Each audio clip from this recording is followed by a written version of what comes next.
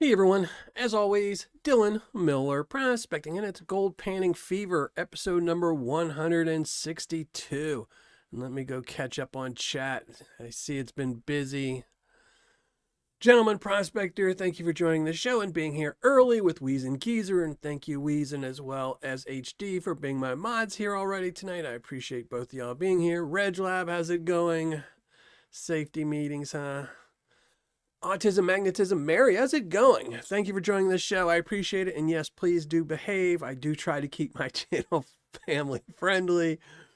Shane Prothero, how's it going? Mega Dog, how's it going? Who else we got here? Troubled One, how's it going?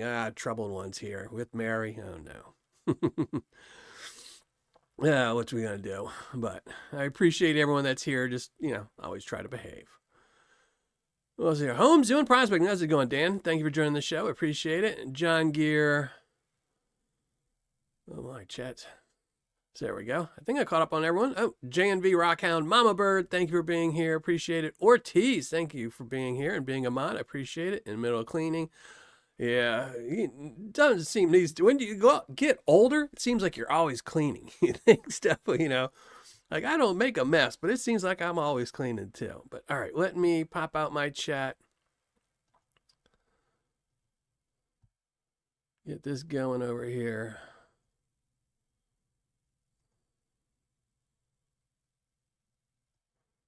There we go. Live chat. And there we go. We're all set. And again, if I miss anybody, I apologize in chat. I'm sure if you shout something out later, I'll see you and apologize and say hi to you. John Gear, I think I said hi to you. So yeah, there we go. I think I'm all caught up. And tonight we're going to be panning out another bag from Ferryman. We're going to be doing his Michigan bag. Now, I already did open it because I was thinking I might classify it down. But everything in this bag was pretty much minus 40. There was a little bit minus 20, plus 40, but not enough to actually make me classify it. So we're just going to pan it out straight. I was just curious if maybe it was going to have a lot of chunky gold in it, and it looks like it might have some chunky gold, but definitely not as much as the California bag. And I will also say I did look at his website yesterday night, and I guess he's sold out of all his 1 gram bags. So I guess my video and my high ROI sold him out. Let's just hope when he restocks, the ROI stay the same, because, a lot of times, a lot of sellers will do that, and I was talking to Ed about it earlier today, is right when they start up, they will sell Paydirts at a high ROI, and then slowly, as they have to refill, they'll slowly dwindle that ROI down, so. Yes, cleaning does suck. I actually got to do it after my live show tonight. Tonight's my night to clean up. Kids come over tomorrow, so washing sheets, making beds, things like that. What's up, PA? How's it going, brother? No, I got to do that tonight. I have to do some cleaning tonight, and I have to make my Patreon Paydirt. I've already got all the vials of gold all made up. I did that earlier today, so now it's just putting them in some bags of dirt, so.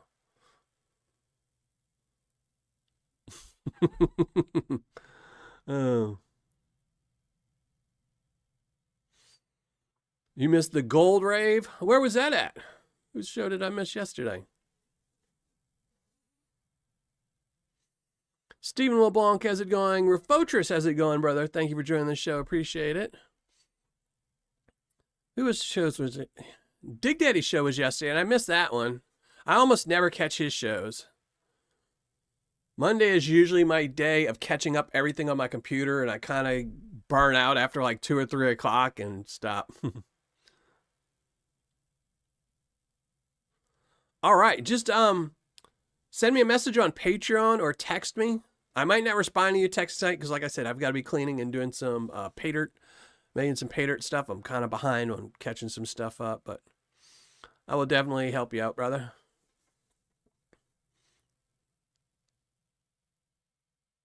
Oh, GP with the Uber lights. Yeah, that's one thing I did see in the bag from the Michigan bag. It did have one really big rock, and I was wondering if it was a Uber light, but I don't know.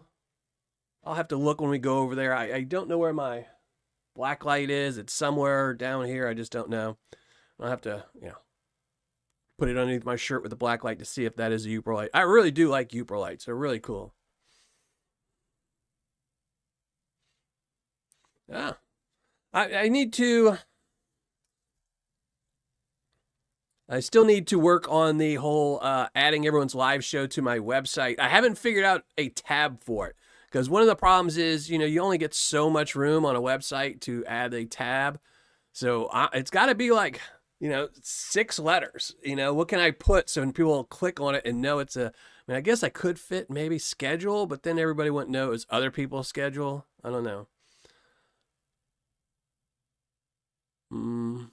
Because I don't have lives, but I have more videos, live shows. I don't know. I don't know what to put the tab on my website to try and add a calendar there. But I do know the format I'm going to do it. I figured out all the format and how to do the coding and everything for that. I just can't figure a title for the tab. So I'll have to be thinking about that for a while. Jason, what's up, brother? How's it going? Guessing everyone had found some gold at the meet and greet. So that's awesome. Next year, summertime. Schedule is set. Well, I am going to knock on a lot of wood. I've been to court 3 times now for custody stuff. So hopefully we can go. We went a couple summers. So hopefully this summer my schedule will be set. I've already started planning stuff out. I know what my schedule should be next summer. So I can start making plans. So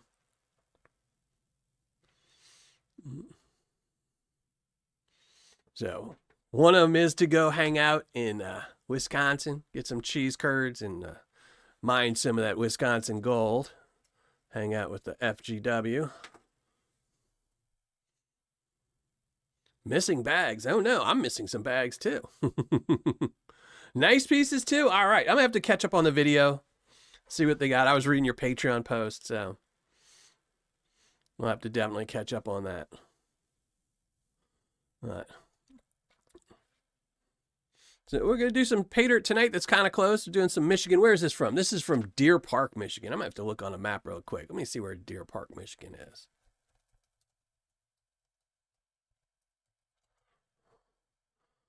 Deer Park, Michigan. Not really too close.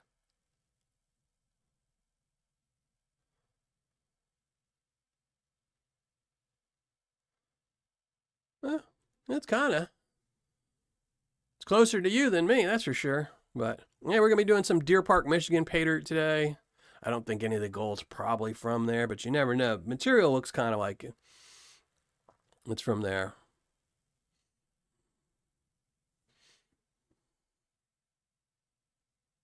I'll have a pile for me to run.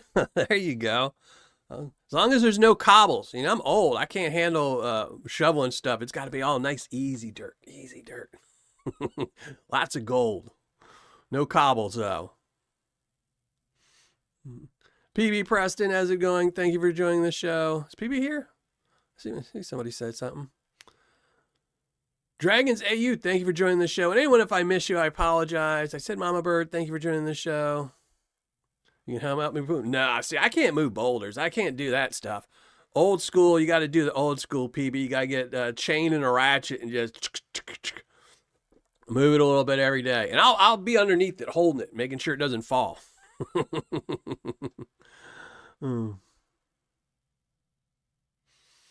Yeah, I'm not missing the bags. I'm just missing the gold. So if you find a whole bunch of gold, let me know. You look really good for 84. So you look really good for 84. I'm only 21. Look how I look already. No. But yeah, so tonight I'm thinking, we're going to have to, I'll show everyone the dirt when we go in there. I'm going to be really curious about this dirt, how hard it is. Now, in the description, they do say it's a little bit harder. In fact, I will see. Let me go see if I can pull up their description right now. It does say it's a little bit harder Paydirt than the California one. There we go, shop. But I'm going to be curious because just because the material is hard doesn't actually mean that the gold is going to be hard to pan out. So let's see, what's it say? Contains a lot of heavy, strong magnetic black sands. Magnetite also has hematite, garnet sand, as well as blonde sands. It's not a beginner's bag of Paydirt. Try it without removing the magnetite. So, yeah, it says it's harder, but it depends on the size of the gold. we'll have to see. Like I said, most of this material is in the -40, probably 90% of it is -40 material. But if all the gold is in the +40, it won't be too hard to pan out. We'll have to see. I'm really curious. And I'm really curious about the ROI. What did I get on my other one? What did I get on the ROI? I don't even remember what the ROI was. 90-something%, 93%. So I got a 93% from the other bag. If I can get right around there, I'll be happy with that too. All Things Country, how's it going? I see somebody else. Bob's Pistols and Paydirt, how's it going? Yeah, thank you for joining the chatty chat. I appreciate it. Trouble ones, 7 of them. Well, that's pretty good, brother. If I wasn't so broke, I would buy one. If you hit me up on Patreon and remind me if you have a 1 gram bag, I might buy one like next month to add to the shelf if I can. So I have to stop putting them on credit cards. I was putting them on credit cards for a while, but now the the rate on my credit card is higher than the gold is going up. So speaking of which, gold has dropped since I think the last live show. I think the last live show gold was right at $79 and some change. And now it's $77 and some change. So in a week, it's dropped about $2. And I kind of like that. You know, it's kind of bummed out for some of the gold that Paydirt I bought. You know, if it kept going up, the Paydirt was worth more and more and more. But, you know, I also have to do some buying through some secret shoppers in 2 weeks. So I need gold to kind of go down so prices go down. Culver, how's it going? Thank you for joining the show. I appreciate it. Driving and listening. Always driving. You getting to be just like Mary, who I haven't seen in a while. Where's MJ at? Where's my MJ Paydirt? I still never got to put MJ's Paydirt on there. If she doesn't send me a bag soon, we're just going to pan out some MJ Paydirt one night. So, I asked her, said nicely, send me a bag so I can put it on my shelf. Beautiful shelf here. MJ Paydirt on there. But she's too busy with her kids and driving. I've been paying bags with PayPal installments or through Karma for pay. Yeah, that's not a bad idea. That's not a bad idea. It's probably got, since MJ's Ghost says, yeah, I saw she posted something on Facebook the other day, or it popped up on my phone. I didn't actually go to Facebook, but popped up on my phone. So I know she's still around. She's just busy. You know, you got kids, things get busy, especially in the summertime. I can tell you, I seem to have 0 time anymore. Now that my kids are out of school, there's not that break in between where they're at school and you can try to catch something, you can take a nap, all these things, but you know, too many bills right now. Yeah, that's another thing. Summertime bills go up. My kids want to do stuff. It costs me money. They say, oh, where's pizza? I'm like, pizza doesn't grow on trees. Eat this instead. It's a tree. They don't charge interest. Oh, that's right. The Karma Pays and stuff don't. Because they're just trying to get you to buy. I might have to look. No, don't tell me that, because then I'll just start buying more and more and more. Yeah. MJ may be dying. Yeah, that's right, Home Zoo. That's right. They do have a lot of them up there right now. So, but all right, without any further ado, let's go to the panning cam, and we're going to start panning some of this out. I'm not sure how hard it's going to be, so I want to make sure we have some time. Oh, and speaking of hard Paydirt, last week I totally failed with the Gold Bay Paydirt. I did end up finishing panning it out and weighing it up, and it came in at 1.5 grams. 1.5, like 0.5 grams of gold for that Gold Bay bag of Paydirt I only paid $40 for. So it was a really good deal. But there was a lot of wire gold in there, the gold was just really, really tough. So it was either wire gold, and they had some strings in there that were human-sized strings of hair. I mean, they had some really thin pieces of wire gold in there. Had a couple pieces with quartz in it, and then a lot of it was super, super flat. So it was definitely some hard Paydirt to go through, which is why I totally failed panning it out. And in fact, it took me an additional 2 hours after the live show. I went back the next day, and it took me a little bit over 2 hours to pan that little bit of material out to just get to the gold. So Spam and ketchup on a cracker. Oh, I couldn't do Spam. I hate that stuff. That stuff's so nasty. So Chris W, how's it going? Thank you for joining the show. I really appreciate it. Oh man, Spam.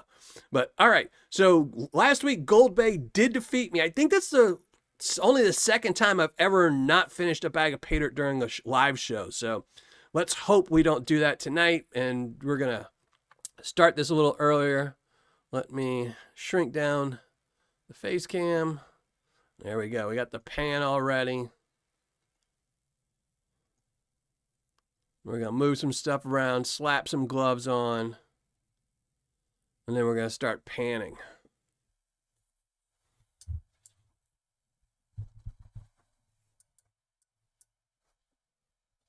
All right, get everything situated. And again, in case you missed it, Ferryman, Michigan, Deer Park 1 gram bag. So it is guaranteed 1 gram. Let me open up my chat on my phone.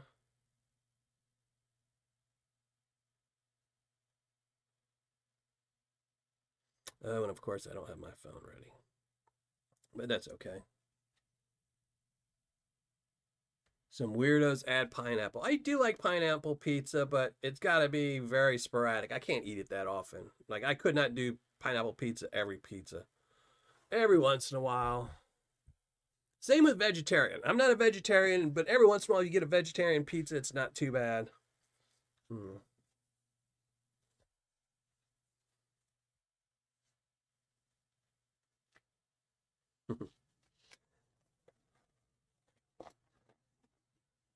That's funny, Troubled One. Something popped up on my YouTube earlier, and it was a short, and they were showing somebody. I mean, I wasn't watching; it was just rolling through. Someone using ramen noodles as a base of something, some type of pizza.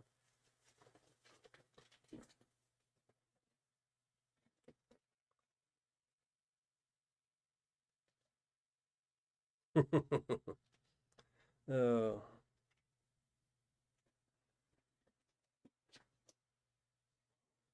What's up, Jason? How's it going?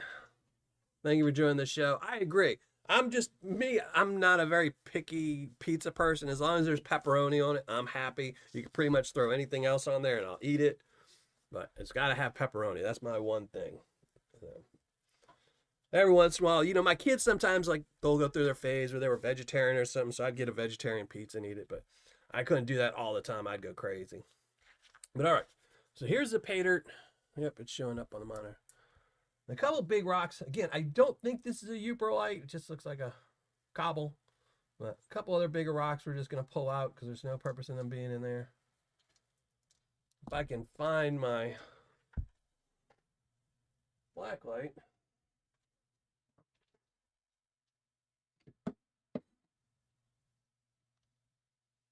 Oh, it might be upstairs.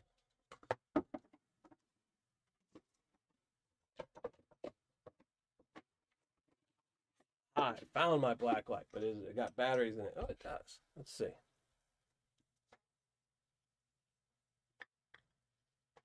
Yeah, definitely not a Uperlite. Just a big old rock.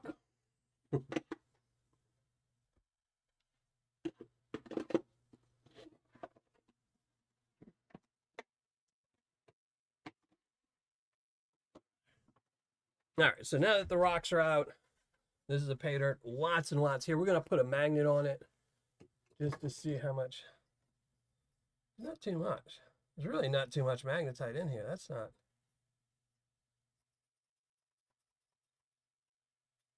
Man, it's very heavy in black sand, just not much magnetite. So maybe I'll have to cheat at the very, very end, but I shouldn't have to.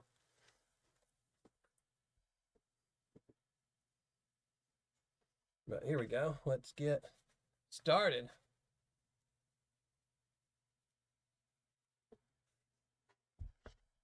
Just going to start out a little bit at a time to see how it pans. And then if it's easy to pan, we'll start adding more and more material. See how it goes.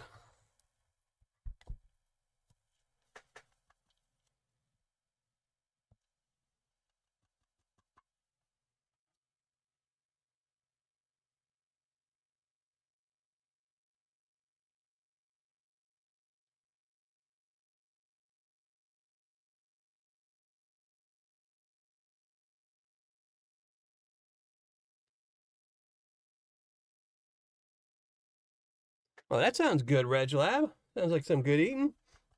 I just had to wolf down some mashed potatoes right before the show because I was starving. It's the only thing I could make. It was instant mashed potatoes. I was like, I got like 10 minutes to make something. I was like, I can boil water in 5 minutes and eat in 5. So I'll have to tide me over till the end of the show and I can make something.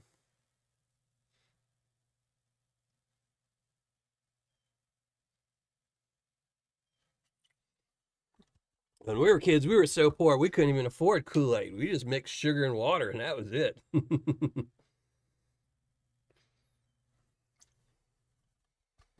Parents would come look by. What you drinking? Just some water. Just some water. That's it. Now, you can't see it on the camera, but this definitely has a lot of garnets in it, small garnets. A lot of garnet sand. Just pretty good. I like that. Yeah, lots and lots of black sands in this one.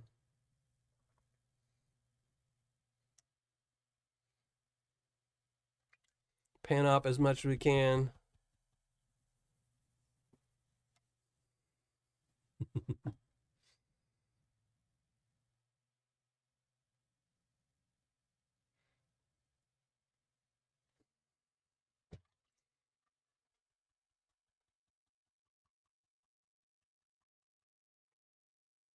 Sugar water and hot sauce. I do like some hot sauce, but I don't know if I'd mix it with Kool-Aid. That was the only thing I added to my mashed potatoes. I added some hot sauce.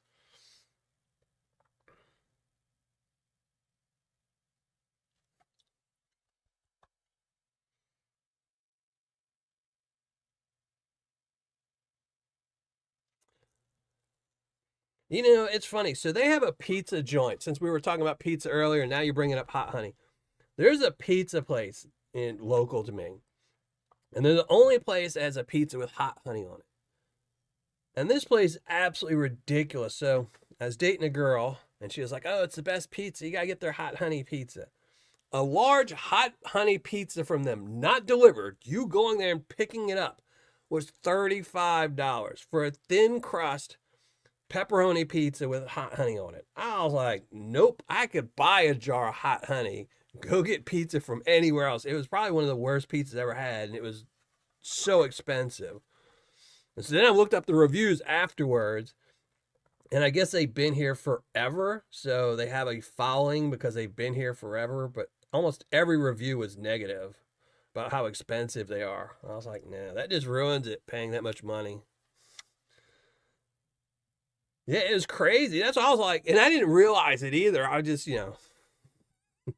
until we showed up to pick it up, and I was like, oh, wow. Really?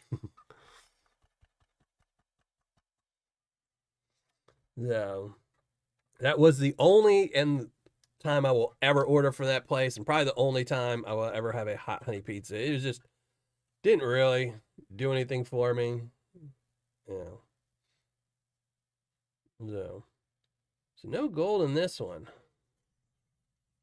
Instead of putting this in the finishing pan, we're just going to add more material to it because I don't want to have to repan this black sand out again later. But maybe there was one piece of gold in it. But gold likes other gold, so hopefully the more gold we add in here, the better.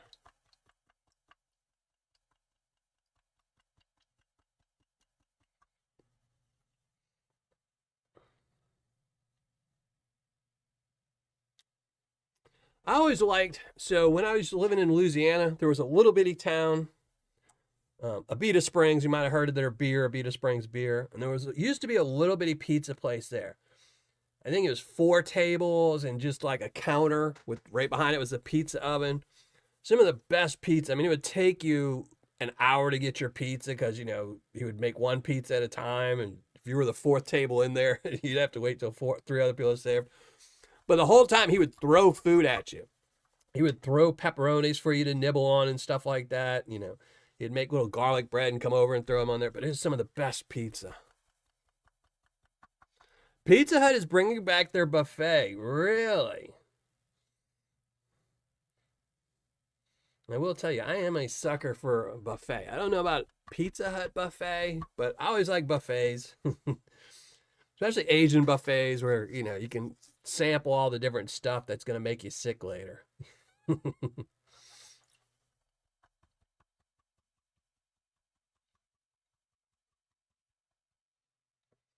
Mod Pizza has hot honey? I'll have to go look. They have a Mod Pizza near me. My kids didn't like it. They prefer whatever local chain is here that's exactly a copy of Mod Pizza.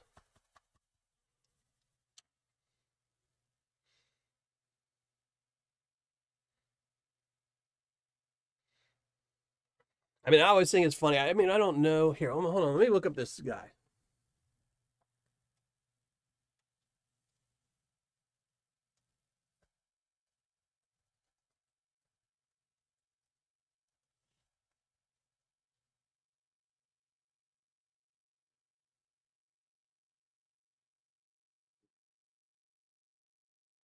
Oh, A-Zip Pizza.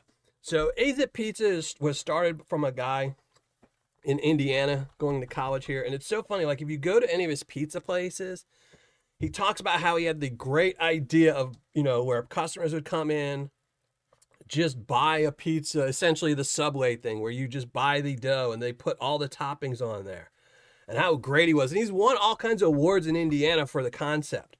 And if you look up Mod Pizza came out before them. It's like this dude just went out of town, saw Mod Pizza, and was like, oh my God, they don't have a Mod Pizza in Indiana. I'll start a chain of them. And, it's like if, I went to some little bitty island and was like, oh, I'm going to make sandwiches where you order them, and you put stuff in the middle of them, It doesn't mean I invented it. It just means I saw somebody else with a Subway store. I always thought it was funny. Pizza is what everybody helps their friends when they move. I think that's the go-to. If they don't have pizza, you don't help them move. So I've never eaten at Mods. I'm not a big fan of A-Zip. I don't really like their pizza. I think it's overpriced and not that great. So I just never went to Mods, and my kids said they didn't like it when they went. So I was like, well, maybe one day. Welcome back, Culver. Just going through some of this Michigan black sands, since it seems to be mostly black sands. Haven't seen any gold yet. We haven't seen any gold yet. We're on pan number 2.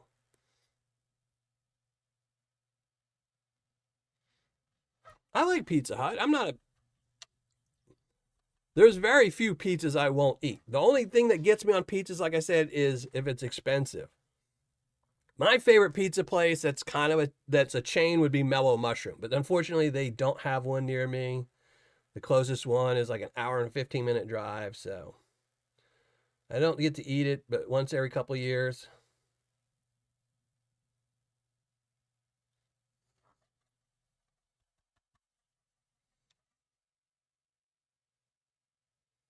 But they're my favorite. That's who I like. Now, see, I don't like Papa John's. I never liked Papa John's. When they first came out, they were kind of unique with the little pepper, but eh.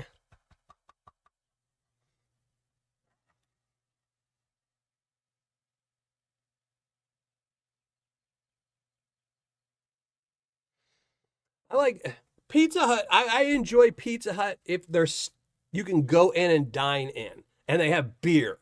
That was always my thing with Pizza Hut when I was younger, was you'd go in there and get a pitcher of beer and a pizza. That was it. If they don't have the pitcher of beer, I'm not going to Pizza Hut. I don't drink anymore, so I haven't been to Pizza Hut in forever.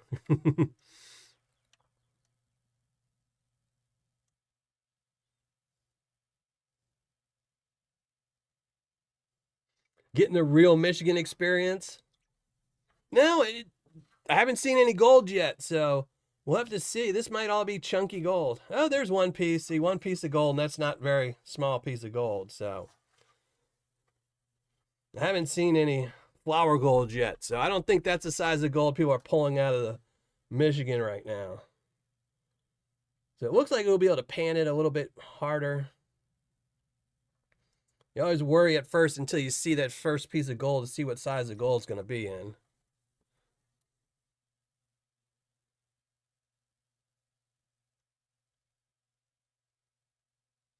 I am Zaxxon. What's up? Thank you for joining the show. Appreciate it.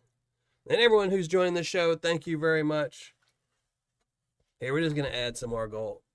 I'm just going to keep adding till we start seeing a little bit of gold.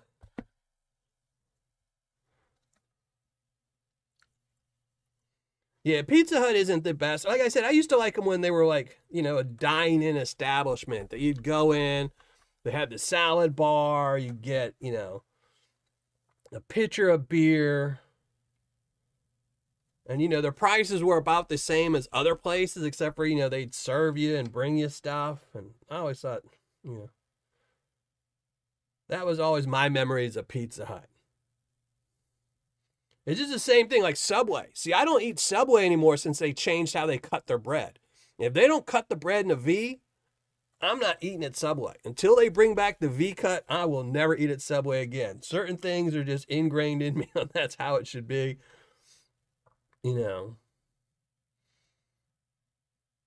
They changed it because they didn't want to spend the hour to train their employees on how to cut the bread in a V, So, nope, lost me as a business.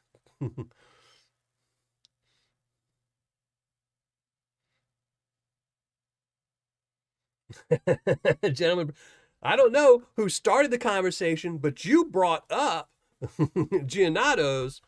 If you didn't say anything, it wouldn't have reminded her. So you got to put your own foot in your mouth there, brother.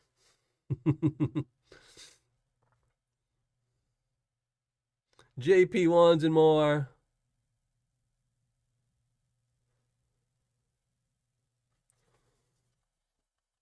Wildcat, how's it going? Yeah, I know. Like I said, I used to eat at Subway. I mean, that's when I used to work construction and places like that. And I used to eat at Subway all the time. I used to love Subway. What was it? The BMT, I guess it was, which was like their Italian sub or something. But that was the whole thing. They had to cut it in a V, pile everything in there, put the little bitty strip of bread back on. And that was it. And then they stopped, and I stopped going.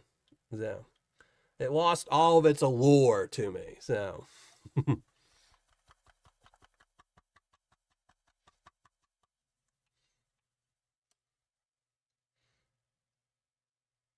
Yeah. Yeah, gentlemen, I think we all need to visit. I think you owe us all a slice of that pizza. I think when you take her there, you need to order a couple larges and start overnighting slices of pizza to everybody. Subway's breakfast sandwich is great. How's it going, Ron? Thank you for joining the show. I didn't even know they had breakfast sandwiches. See, they stopped cutting their bread. I stopped paying attention to them.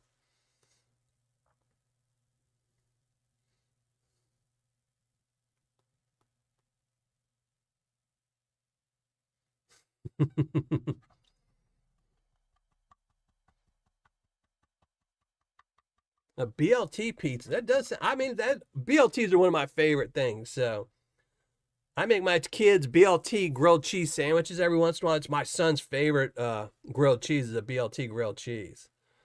Daughter's not so much because she hates tomatoes, so it's hers is just a BL grilled cheese.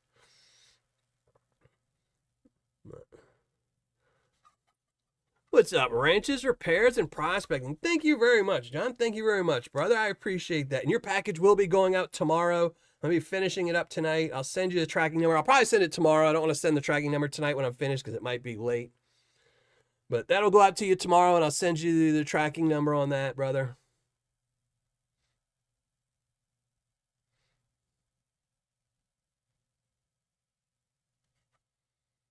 Hot Italian BMT. Yeah.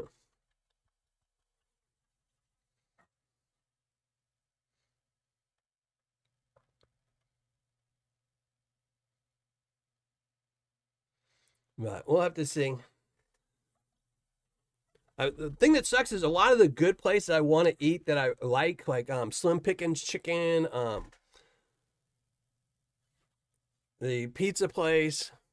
They have them in Owensboro, Kentucky. Owensboro, Kentucky has a lot of good eating places, but they're an hour and 15 minutes away from me, and I just hate to drive 2.5 hours to eat, But I might need to start finding some things to do in Owensboro, Kentucky, so I can go there and start getting some good food.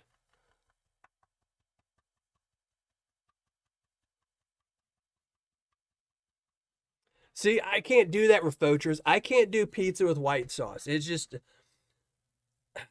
I mean, I can do like one slice. That's about it. Because that's my daughter's favorite is like, a white sauce pizza with spinach and chicken.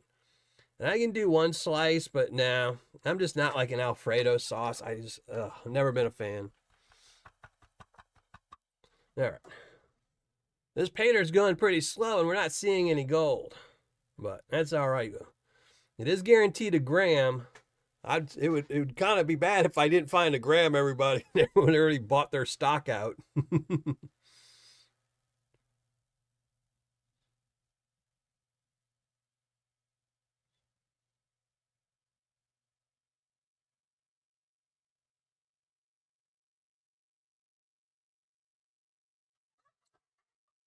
The Bourbon Trail. Yeah, it is one of the things that suck is, where I live is really close to, they have a wine trail, which I don't know why they have a wine trail in, Midwest, but they do have one.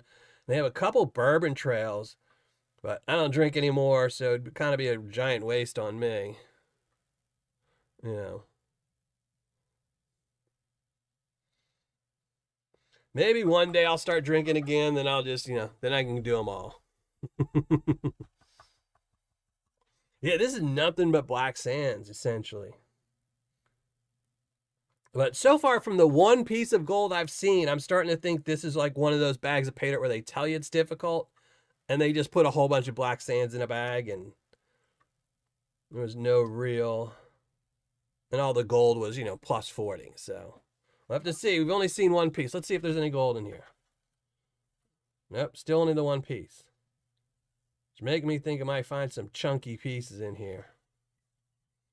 So we're going to keep adding material to this until we start seeing some piles of gold.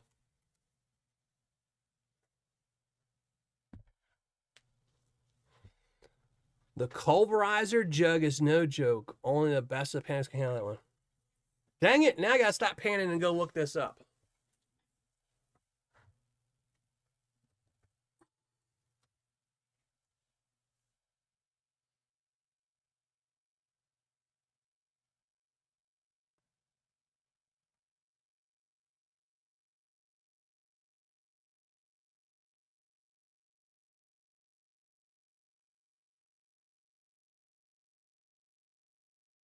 Oh, you don't have no pulverizer jug on your website.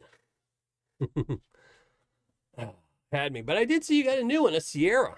Yeah. Definitely gonna be. It's getting close, so it's getting close to the next Miller Prospecting Championship. So I'll have to figure out which bag I'm gonna order from everybody soon. Start having my secret shoppers buy stuff up. Alan Jackson, thank you for joining the show. Appreciate it.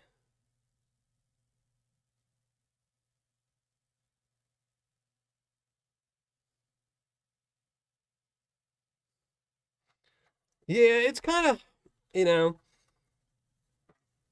one of those things, like if I was a Paydirt seller, I would never sell a really hard bag of Paydirt. I just wouldn't do it. It wouldn't be worth the hassle. Because I would bet money that probably, like, if you sold 3 bags of Paydirt, like let's say if you sold an easy, a medium, and a really, really hard bag of Paydirt, 90% of your customer service is going to be people complaining with the hard one that they didn't find the gold that you guaranteed them. If you had a gram bag of Paydirt, you're going to get people, oh, I only found 3/4 of a gram. And, it's not worth your time to say, send me back the pound of material so I can pan it out myself, get the 1/4 gram. I can refund you the 1/4 gram. So it just wouldn't be worth it. I've said this a few times. I know Kenai Gold. So Kenai Gold came out with their hard bag, and it was moderately hard. It was a small bag. It was only like 2 ounces or 3 ounces of material, so it wasn't very hard. But then I reviewed them a second time, like about a year later, and all the gold was like probably 20 mesh. I'd say like 25, 30 mesh. And so you could pan it out in a few minutes. And I was like, what the junk? And he came out and said that so many people complained about not being able to find the gold, they added bigger gold. And I was like, well, then it's not hard anymore. That Vogas was really, really hard. It's probably not the hardest I've ever panned out, but it definitely was hard. 9 Finger Mining to this date has the hardest Paydirt I've ever panned out. 9 Finger Mining. I don't know if he sells it consistently or not. I haven't even looked at his About Me page or his description on any of his videos in a while. So I don't know if he's still selling Paydirt, but he had some of the hardest Paydirt ever. Oh, special request only.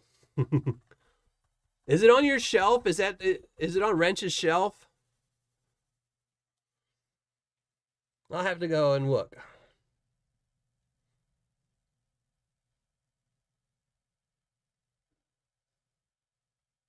I did see Vogus came out with the new, what was it, like the Nugget bag? But he's sold out. By the time I read it, his post, he had sold out. I was kind of bummed. It was way too expensive for my blood, so I'm really glad he sold it out. But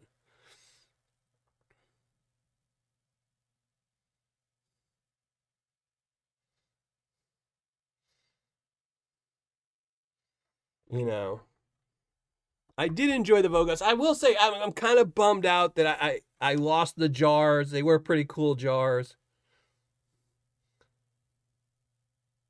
I would have liked to have one of those for my shelf, but I typically try to keep everything that's on my shelf as Paydirts that you can't buy. So I did see he had his slobber bags as well for 22 bucks. No, it was a really expensive bag, Alan. It was like $190 or something like that, 160 bucks. It was a pretty expensive bag of Paydirt. I think it was like nuggets or something like that. It was on one of your last live shows. That's what I figured, Wrench. That's why I'm going to go back through your lives and see if I can't see it after the show.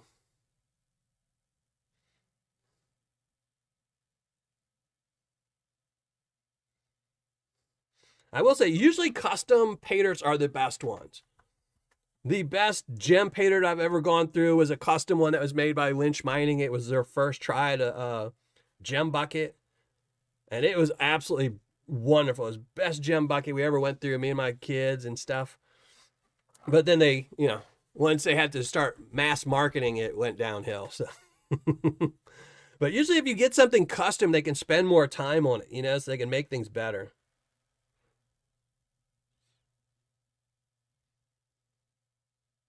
It's 40 pounds.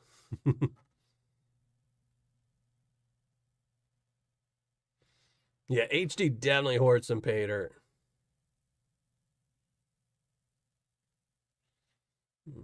Are you going to pan it out on a live show, Wrench? Because if so, make sure you text me that day or the day before so I can watch that one. Because if I don't go to the video and specifically and tell YouTube to remind me, and I set an alarm on my phone, I miss everybody's live show.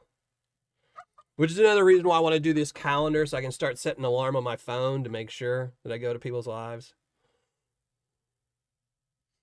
No. But again, if anyone has any ideas on what I can name, so I want to put a calendar or a schedule up on my website of everyone's live show. So it's going to be a tab on the top menu. But I don't know what to call it because I don't know if I can actually even fit the word schedule in or calendar. I mean, I guess I could put lives.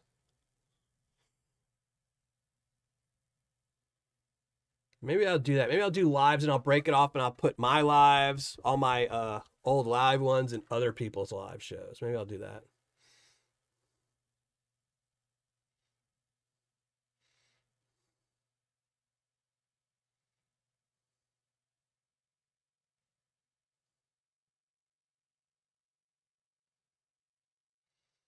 Which Lynch Mining was that? With real rubies? It had to be their gem bag, huh? Because the only Paydirt I know he put rubies in was their gem Paydirt. I mean, I know every once in a while he'd put in the Apache Tears, in the Gizmos. Well, maybe the Gizmos. Maybe he occasionally did put rubies in the Gizmos, I think.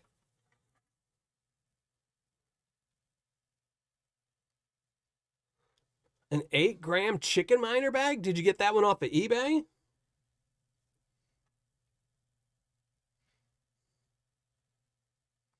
I know. I've been wanting to do some chicken miner for a while now. I need to.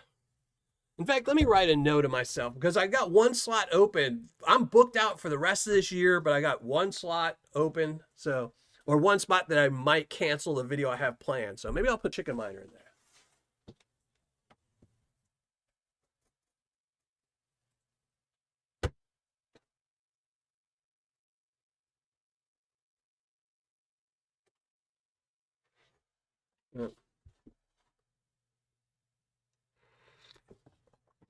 That was one of my favorite things from Lynch was Apache Tears because it's something you really don't see in any other Paydirts.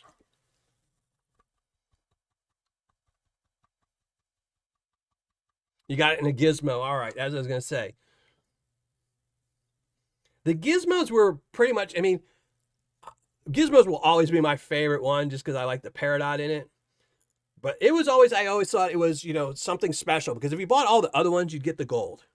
And his price wasn't different really from the gizmos to the other ones. And every once in a while you get an Apache tier. Every once in a while you get a ruby in there, stuff like that. But most of the time you just got paradox. But it was always that bonus, like, you know, you're not going to find a ton of extra gold, but sometimes you just find that other little rock that just makes it worth it. That was a 5-gram bucket. I don't think I ever did a Lynch mining 5-grammer. I think I did a lot of his 1 gram and 3 grams. Huh. I did a ton. I still have some. I got some of his on my shelf still. I got the black label and a gizmo jar on my shelf behind me. And thank you to John R. That's who I got there as well. John R. And I got the black label from John R. And Stephen LeBlanc I got the gizmos from. So thank you both for those. And if anyone just so happens to be in chat or know anybody who has a bag of Eureka Gold Sands, I am looking for a bag of, Eureka Joe's. Eureka Joe's Paydirt. He closed up about 2 years ago, but I know somebody's got to have one on his shelf somewhere.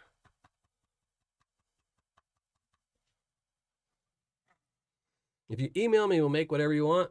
Yeah, but I can't do that. And so one of the things I try not to do with my,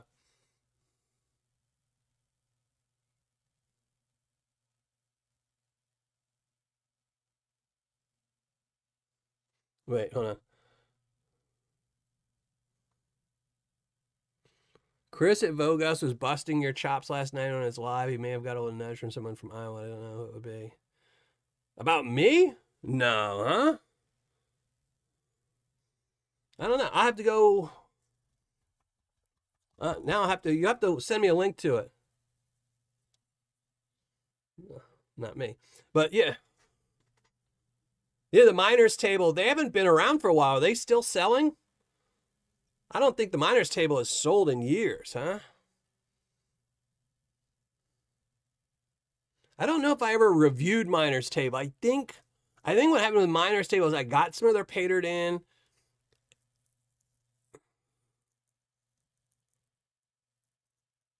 I think I got some of his Paydirt in, then he closed, and I didn't do the review on it. What? I beat his Paydirt. I panned it all out on a live show. I mean, it took me a long time, but I panned it out. You know? Based on his description, I should have never been able to pan that out in a live show. Right. But yeah, back to my secret shoppers. One thing I don't do is I don't do reviews on anything that is special ordered because it's not something anyone else would really be able to buy. So it has to be something you can go on a website, click 2 or 3 buttons, and it's in the mail to you. So, but I do want some chicken miner. Maybe I'll have to look next time he's got like a 1 gram or get one of his bags off of eBay or something.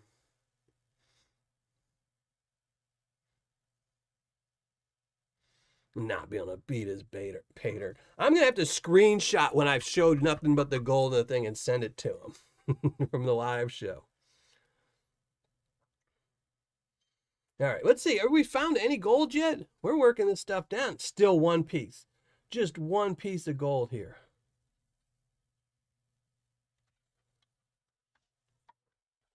Yeah, this is what we have left. Oh, wait. I can't see if y'all can see anything. So,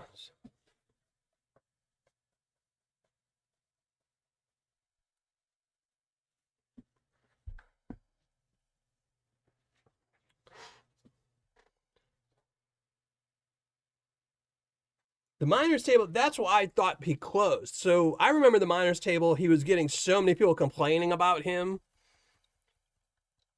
on Facebook, I think it was. I mean, it's been a while. I try to stay out of a lot of that drama. But I think he was getting so much complaints on Facebook and he was sick of dealing with people that he just closed up. If I remember right. I know I never reviewed him. I had plans to review him, but then he closed up. But I know he was getting a lot of complaints.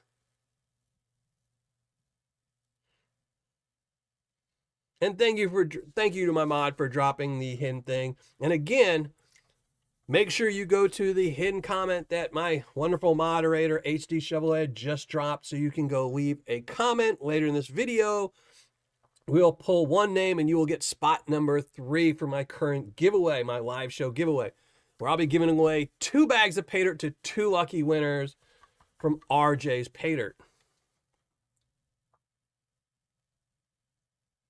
He's selling dirt right now. One of my customers just got a bag today that he bought 2 months ago. Yeah. Well, that was one of his complaints when he used to be on Facebook. But I remember that's exactly what he used to sell. I mean, this was probably, he used to have a website. And he used to be able to buy on a website. And I think he closed it, 2 years ago because of that? Because I remember his comments where he'd be like, I ship it as soon as I can. And if you don't like it, don't order it, stuff like that. He was really, really horrible at customer service. He would be like what I would do. I couldn't deal with people customer service wise, complaining about my product if I made it. Donna is a wonderful mod. I don't think she's here tonight, though. I think she might have taken the night off. But Donna is one of my favorites, as well as HD and Weezen and Ortiz. Best 4 moderators you can ask for. Oh, the web page is back? Man. I need people to start texting me stuff like that when he's back up. I probably won't send a, a secret shopper to his website, though, because I can't wait 2 months for my Paydirt.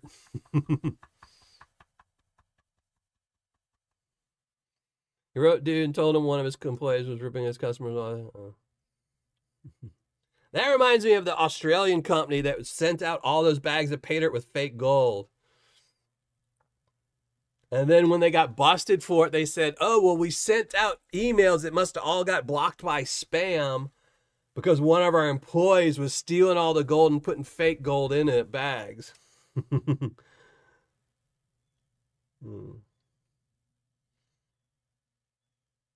And surprise, surprise, they ended up closing up. I mean, almost everyone who's a regular on my channel on mod. Yeah, most people do that. I know, JP, Benzo, a lot of these people, Wrench, I think he does. Anyone, pretty much anyone is a regular on their live shows, they make a mod. I don't do that, and I have a very specific reason why I don't do that, but, to each their own. The reason I don't do it is because I do just as many videos as I do live shows. And when you make someone a moderator, their comments automatically are approved. And right now I have all my videos set to moderation approved. So if some guy comes in there and starts dropping F-bombs or says something bad about the Paydirt seller or something like that, I have to approve it before it gets posted. And a moderator, they can post just whatever they want. Their comments get automatically through. And sometimes, even though I give somebody a bad review, like, Clash or some of these other people I've given bad reviews for, I try to always be respectful as much as I can. And sometimes people will leave comments that are just very laden with expletives, And I don't want to have that in my chat, or in my, comments. So, and there are people that, and I did see one once that was one of the people that is a very regular in my live show. So, if he was a moderator, if I would have made him a moderator, that would have went through and I probably would have never seen it.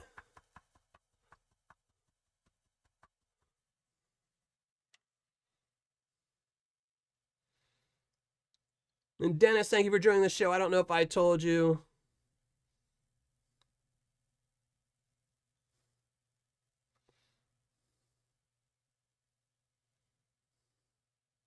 So, but I'll definitely check out the table. I'd like to look at his website and see what he posts on there now. I mean, you never know. Maybe I'll get somebody to order a bag if it's low enough price, and I don't mind waiting a couple months. Or maybe it'll just come in a couple months. No, I don't think it was you, Trouble. I don't remember who it was. And I don't know if it was even that. I think they might have just said something like, there's certain things I don't want in my comments. Like I've had people who leave comments saying that if, so and so sold them that Paydirt, they'd go to their house and beat them up. I don't want things like that in my comments. If you want to do it, by all means, go, free country, do what you want. But, I just don't want it in my comments. Like I said, I try to keep my channel as kid friendly as possible. There's a lot of 15, 16-year-olds out there who get into prospecting and stuff and Paydirt. A lot of kids watch some of my old gem reviews. So one of these days I won't be here moderating the channel anymore, and they'll just be old, videos with old comments, and I want them to all be appropriate. It was probably me. It might have been. I don't know. Like I said, I just delete them. If I see stuff like that, I'll usually just delete them. Figure,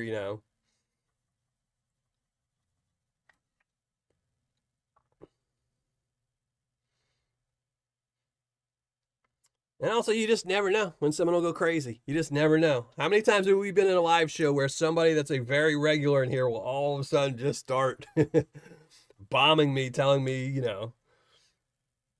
you never know when it'll happen, when someone will come in a live chat that's regular and just start complaining, Can a mod yeet Culver? MH, thanks for joining the show. I appreciate it. Mentally Corrupted, thank you for joining the show.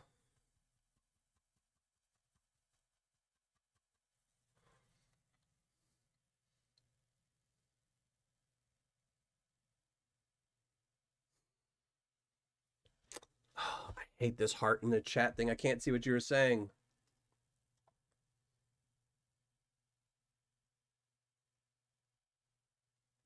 It's spamming time. Well, no, that's the problem. If something happens to me, none of my comments will go through. But here, hold on a second.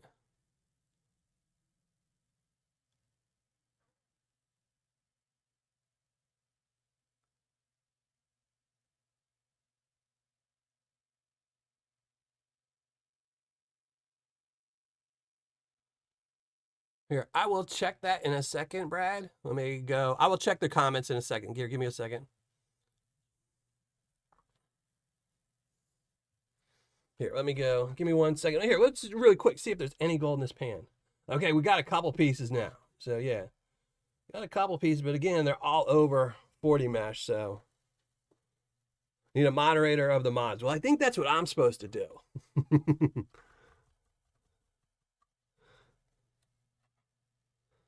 Yeah. Now I have zero comment filters. That is one thing. I don't put comment filters on. The only thing I have my live chat, that's what my moderators are for. And for my videos, everything is based on approval. And another reason why I do that is because we've all seen it when people do giveaways or something like that.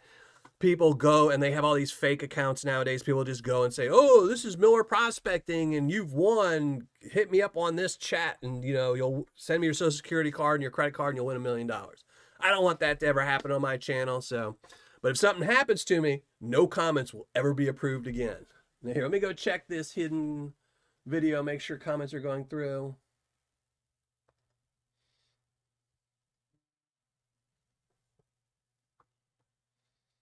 Let's see.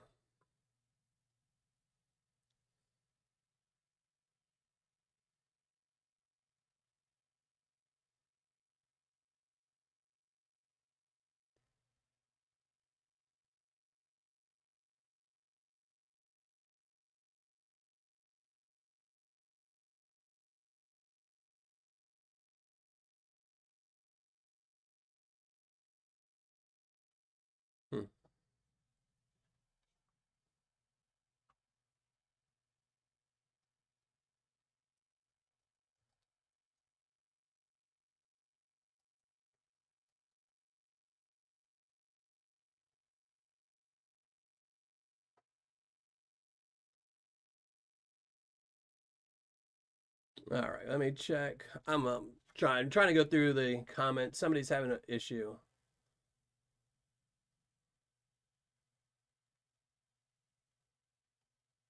All right. Yeah. Bradley, I see your comment in there. It's approved. Hello, all. Hello, Dylan. Good luck tonight, everyone. So, yeah. I don't know why it didn't show up at first, but it is in there.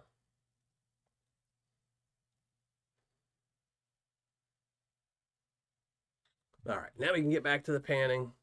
Sorry about that. I was just trying to double check something.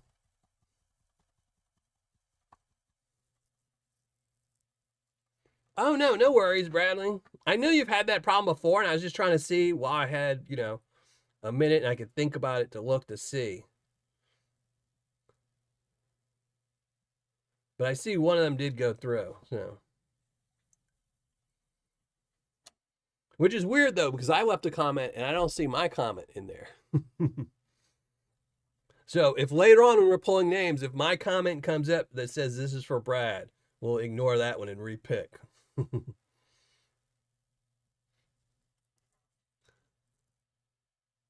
SRIP63, how's it going, brother? Thank you for joining the show. Even if you're late, I appreciate it. You're one of the 7 o'clockers. Rocky Mountain Prospect, what's up, Brad? Another 7 o'clocker.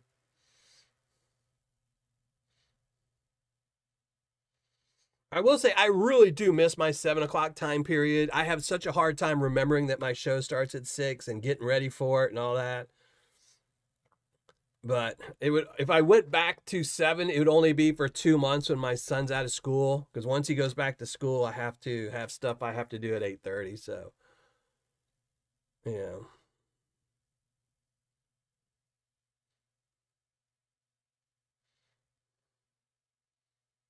Maybe I could start doing my shows at 6:30. I hate changing up my times, but I don't know. I will look at this once he starts school again. We'll relook at the time. Yeah, it's 7 o'clock here. That's right. See, you can. I don't know if you can hear that, but you can actually hear the gold in the pan. So, so we're up to like 3 pieces.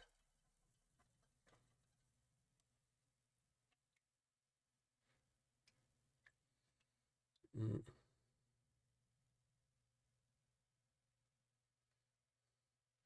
So maybe I might run a poll during the next Patreon show. Maybe I will move the show back to 7. Maybe on the days where we're going to do harder Paydirt, I just won't talk to my kids that day. They can miss me on some Tuesdays. I mean, I know some people prefer this time starting at 6, and I know some people prefer it at 7. So maybe we'll do a poll or something like that. Wheezing. Been troubled one.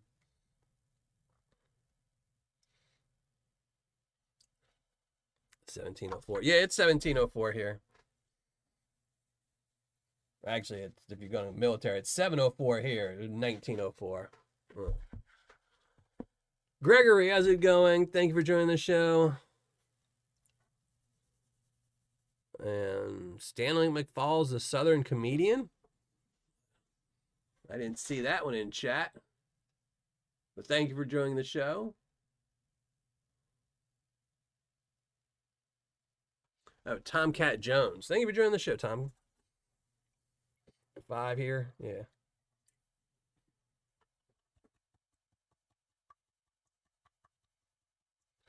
Well, good evening from the Netherlands. How's it going? Thank you for joining the show, boss.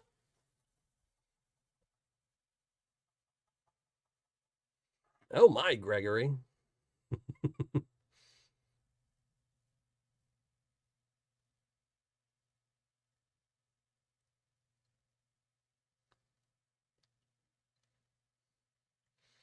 So, because I definitely miss having my show from essentially 7 to 9. I don't like, we'll have to see.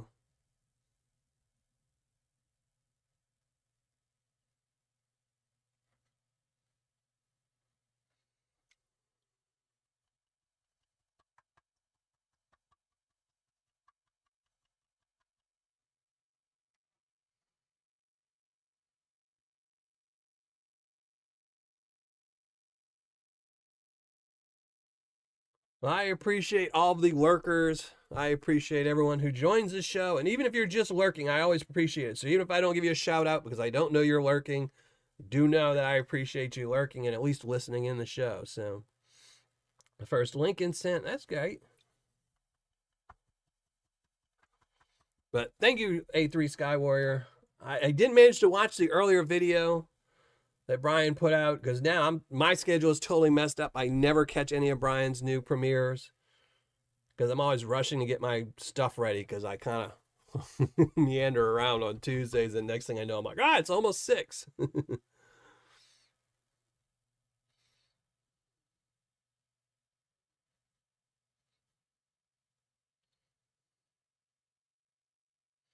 And by the way, I did not know that Vogus did live shows. I'm going to have to start looking at that. And yeah, that just dawned on me, 15 minutes later. I will definitely have to start checking that out. I could use a little bit of rain here. I don't feel like going outside and watering my bushes. But they're kind of hot, and one of them's already dying this year, and I'm getting tired of buying $50 bushes to replace one a year,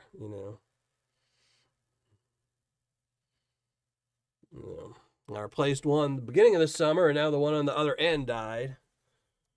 And it's the one that gets in the shade, I think, the most. But it's just been so hot, not raining enough. So Rain Man can come visit me and bring me some of that rain.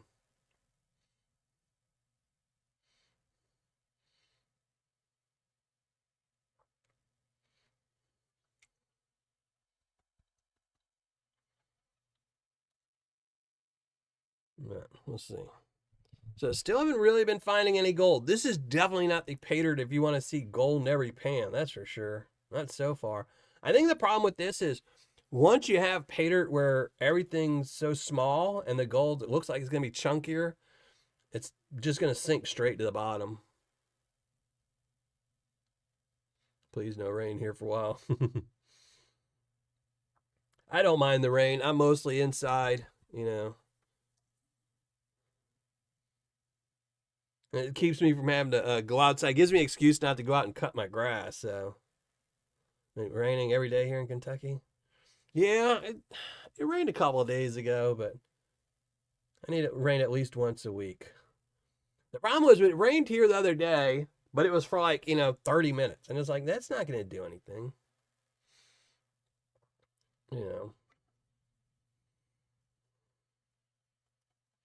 Oh my gosh. Still no gold. Where is all this gold? There better not just be like one big 3/4 of a gram nugget.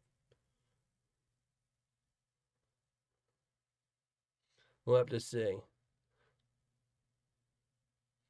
So far, I will tell you. Now, we are going to do a live review on this at the end of today's live show. Once we're finished panning this out, we are going to weigh it up. I will give you all these stats, the bagging, customer service, all that. And I will tell you a little advance. The fun factor on this one is kind of dropping for me. Gives me an excuse to stay inside and cut rocks. Yeah, that's what I said. When it rains, it gives me an excuse to stay inside. I don't have to cut grass. I don't have to, do any of the maintenance outside or anything like that. And then also because it's raining, you feel kind of lazy. So you're like, well, I'm not going to do anything inside because if, I go to start working on anything in plumbing or anything, I might need something. And then if it's raining, I don't want to have to go all the way to the hardware store when it's raining. So, oh, well, that sucks, HD. Yeah, that's the only time you don't want rain is when you're going to go and enjoy vacation. But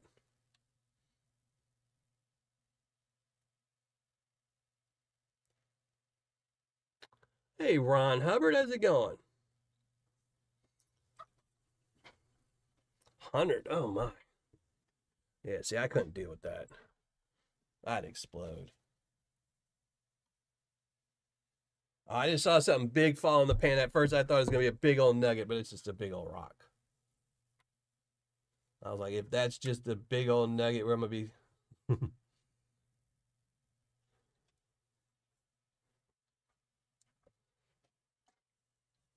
Pan about 357 bags.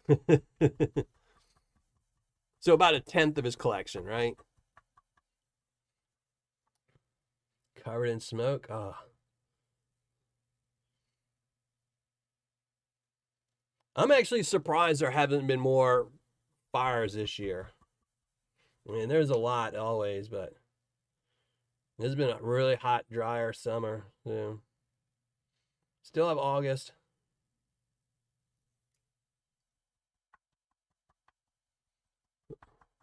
In Florida. Well, the good thing about Florida is you get that nice ocean breeze. Unfortunately, it's Florida, though, so.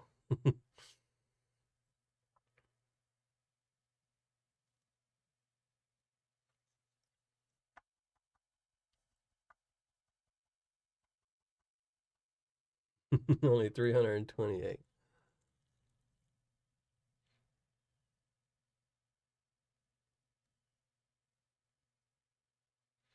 No, I mean, there's a lot of fires, but I think last year I thought there was a lot more at this point. I might be wrong, though. I thought there was a lot more in Canada and places like that.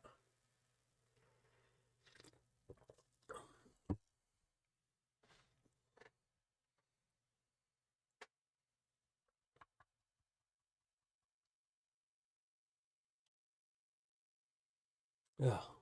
I have to say, the fun factor on this is definitely just not seeing any gold. With 1 gram, this should just all have been minus. If this was all minus 40 gold in this thing, I think we would have been seeing 1 or 2 pieces in every single pan. You know, you'd have been at least seeing something, not the same piece over and over. Wesley, how's it going? Thank you for joining the show, and thank you very much for sending me that mystery coffee. I appreciate it. It has made me get a little bit more stuff to do, and I haven't been able to take my midday naps because it wasn't decaffeinated, so I can't, like, for this live show, I have to drink my decaf. I couldn't have drank 2 cups of it. I can only do 1 cup that's non-decaffeinated. That's it, Culver. That's why I don't watch the news. I don't go on Facebook. I don't want to, you know. It's just all drama. I don't need that in my life.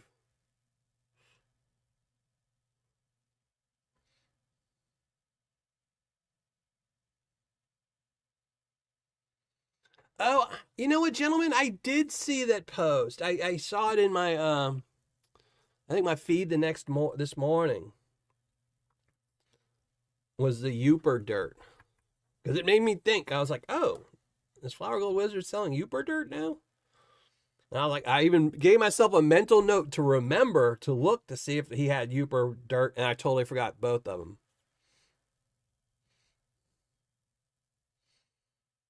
And I'll probably forget before the end of this live show to look up to see if he has Paydirt.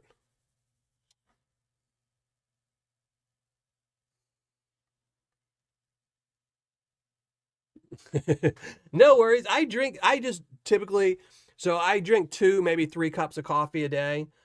And I can't do 3 cups of non-decaffeinated, or I would just go crazy. My heart would explode. I don't deal with caffeine very well. But I can drink caffeinated coffee. I can just drink only one. So I drink one of yours in the morning to get me up. And then later in the day, like now, I drink a decaffeinated. Because I like to drink coffee all the time. Like a lot of times I'll drink a coffee right before I go to bed. And, you know, if it wasn't decaffeinated, I wouldn't be able to do that. And yes, he does. Oh, man. Here, okay, I'm opening up a tab so I can look at it later.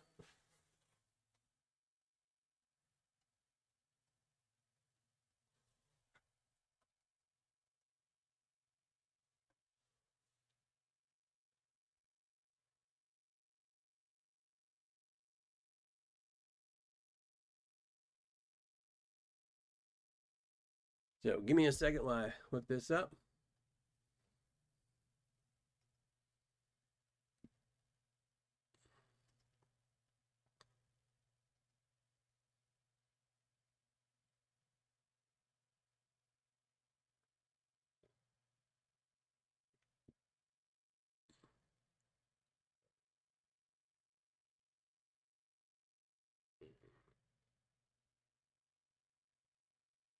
No, there you go. He does have it. Okay, I will definitely be looking at that.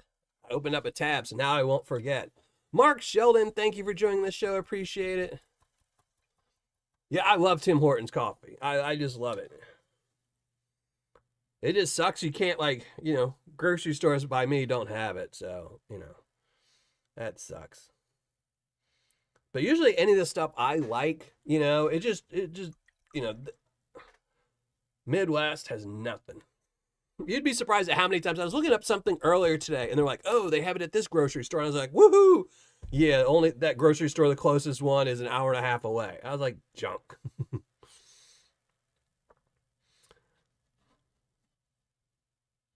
Well, the reason I like Tim Hortons is their decaf is they use the Swiss method of making it decaf, Swiss water method. So they didn't strip it down with all kinds of chemicals that are going to give me cancer, in 10 years from now. So I'll just get the cancer naturally. So.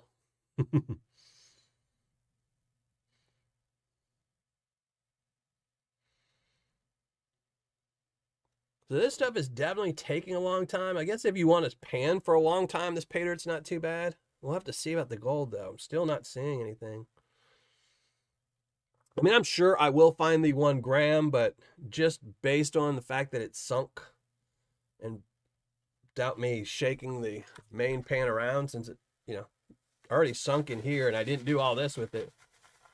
I hear something. I don't know. Can you hear that? Sounds like something heavy in there. I don't know if it's just a big cobble or, I don't know. Might be a big nugget. Oh, no, there's some rocks. Okay.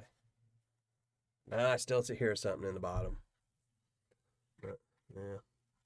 Little big rocks.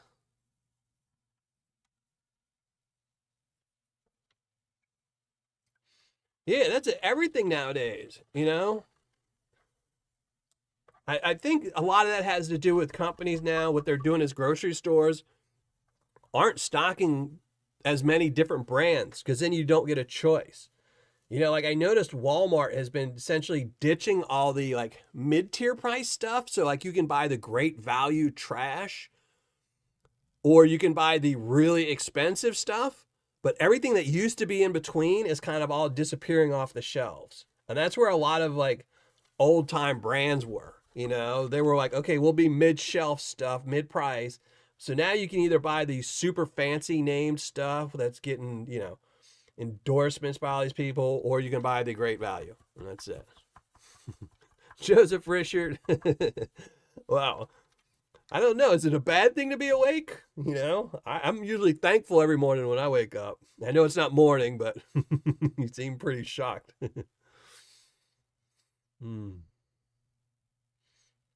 And I appreciate you joining the show.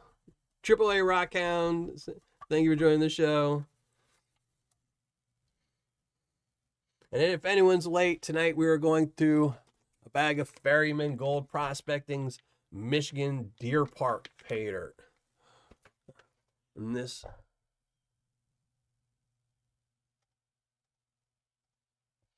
is their harder to pan stuff than their California bag, which I did enjoy the California bag. I really did enjoy the California bag. It was listed as an easier bag of Paydirt. It was definitely easy.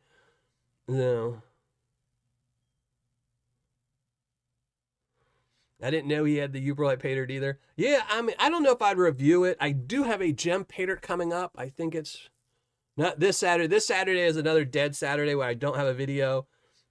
But the following Saturday, I do have a gem Paydirt coming out, a gem Paydirt review.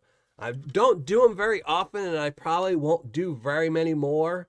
I think I might do 1 or 2 more gem Paydirts in the future, some that I wanted to do and I just never got around to. But the problem with gem Paydirts is it's 50-50. It's either going to be good or it's going to be bad. Because you can't really put a monetary or ROI on it, so...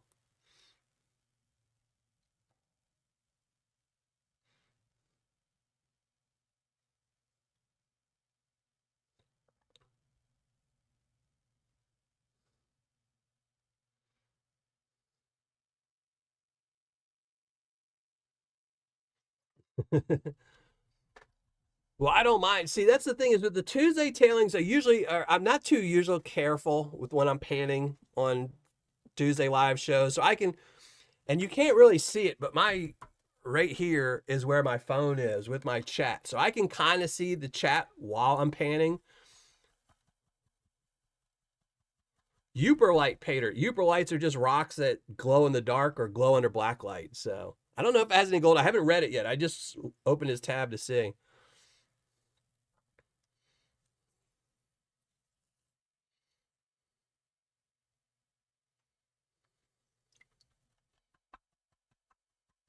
Salmon and corn. See, I don't like salmon. I can't do salmon. I'm not a fish person. I like seafood. Just fish, just not my thing.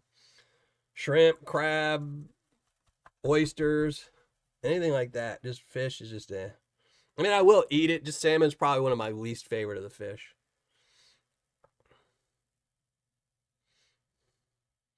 I know a lot of people eat it, though. I know it's probably one of the better fish to eat. Just never been a fish person. Probably just because growing up in Louisiana, in New Orleans, everyone ate catfish, and catfish is a trash fish. So I was like, nope.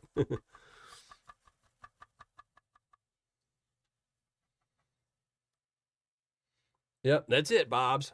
A lot of it was just for that too. Is a lot of during COVID they had half the trucks driving, so they had to knock out some brands.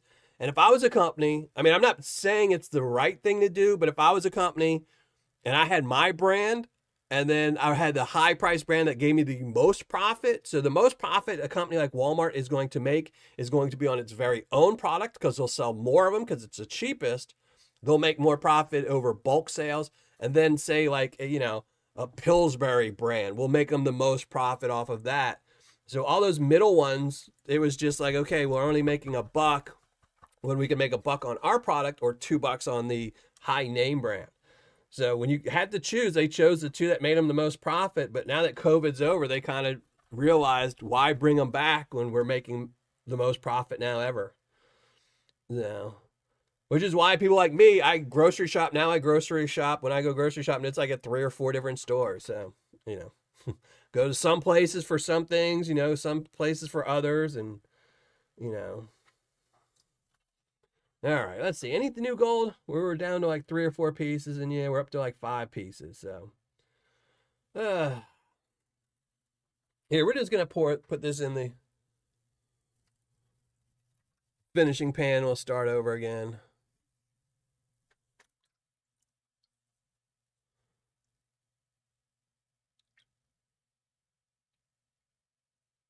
Don't eat fish 500 miles from an ocean.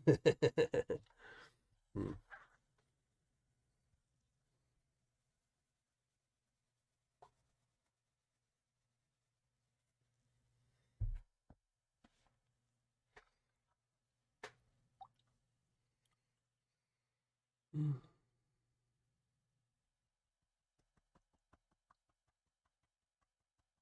Hey, Stephen Curry, thank you for joining the show. Joseph, thank you for joining the show. Appreciate it. One of the things I didn't like about fish, which I didn't know about until much later, I had already started not liking fish, is I know they do investigative reports all the time on how much fish is mislabeled. Because it's one of those things that's so easy. A lot of fish look like each other. And once you cut them all up and put them into pieces, nobody could tell the difference 90% of the time. So, I know a lot of restaurants do it too. I've worked at restaurants that did it where they would, make fake, say, oh, this is this and this. And it was really something else. And once you cook it, nobody could tell. No, I couldn't do that, Wesley. Because then other people would want to send me Paydirt to give people a bad review. Hmm.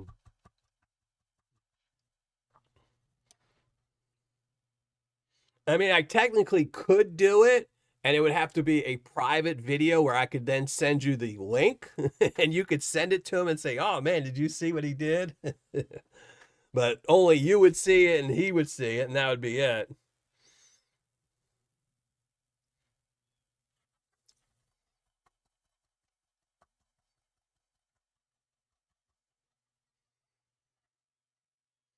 All right. I'm definitely going to look at the Uper bag. I like Uper. There's certain things that I like, certain gems that I like. You know, I always like Uper lights because I always thought they would be, if you're going to have like a jar full of anything, it should be Uper lights.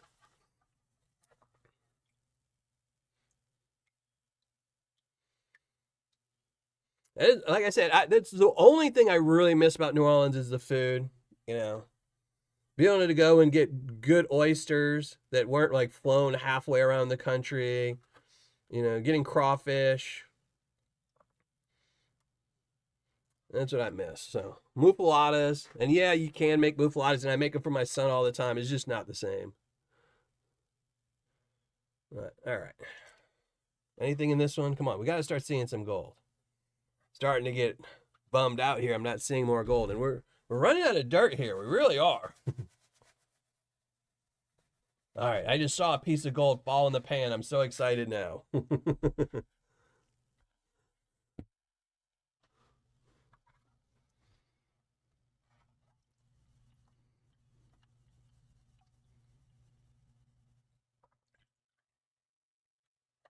Now, fish tastes good. Now, the most fish, I've eaten fish before. I've cooked fish, and most of it tastes good. It's just not my thing, texture-wise or, price-wise. I always figure, especially nowadays where a good fish costs as much as a steak, I'd rather get a steak. Or even a good hamburger.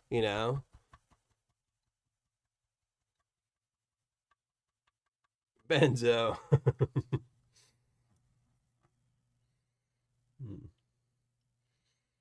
Yeah, there's certain things I don't miss about the being in the South. Mosquitoes is one of them. I mean, they don't really bug me too much, and where I'm at, Evansville, the humidity is always 100% now, so humidity doesn't bug me.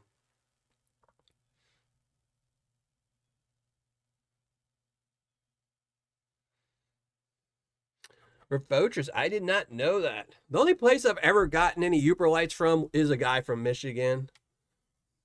But I stopped buying from him. I used to buy from him a while back when my son used to collect gems, and I used to get some from him. But, once they got really popular, he raised his prices kind of crazy, so I stopped. I do like lobster, but usually it's just like lobster mac and cheese, which I do make for my daughter every once in a while because it's her favorite thing. Usually, like during her birthday, I'll make her lobster mac and cheese, a good southern mac and cheese with lobster in it. But scallops, not so much. I mean, they're okay. I've eaten them before, but it's usually whenever I worked at a restaurant, and it was one of those things you could get for free.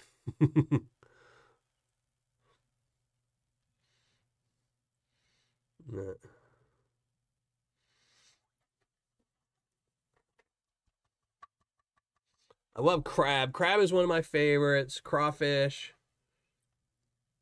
raw oysters, fried fish, shrimp. Shrimp, since I can't really get mud bugs here, I eat a lot of shrimp if I can. But I had to kind of stop with the shrimp too, just because they're so salty. Yeah.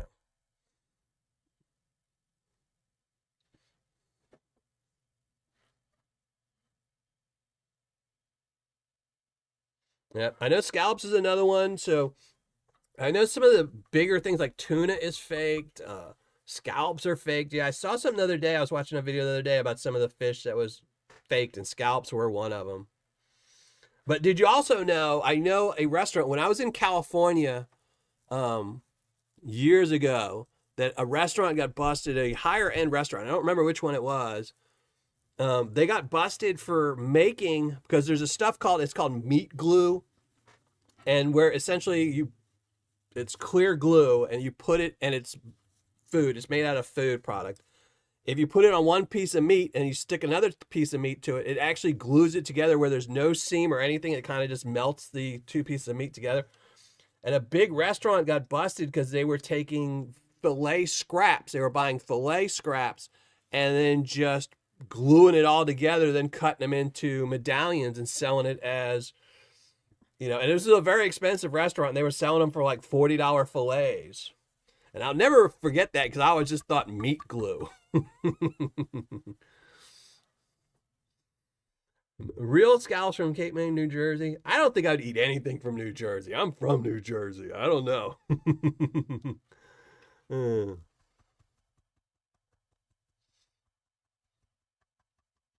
Now, bacon wrapped anything is usually pretty good.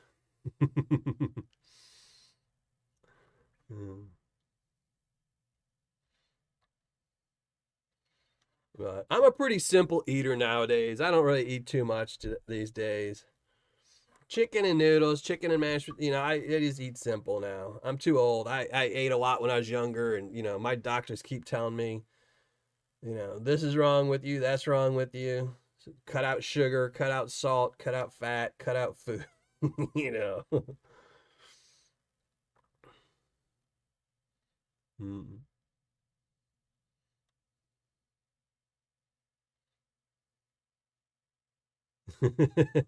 Everyone on Google searching meat glue. I haven't heard about it in a while. I guess I don't know if they just stopped making a trend, but that was kind of like when the trend was going off with all the like weird science food, which kind of died out, thankfully. Where every single dish had foam on it, or powdered olive oil and stuff like that. Some of that stuff was pretty cool, but then it got to point. That's about when I was leaving California, was when stuff like that was really big.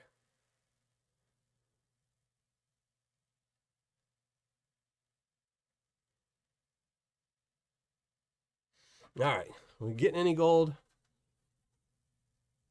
There's still too much black sand here. 2 pieces. Man, this 1 gram is taking forever to find.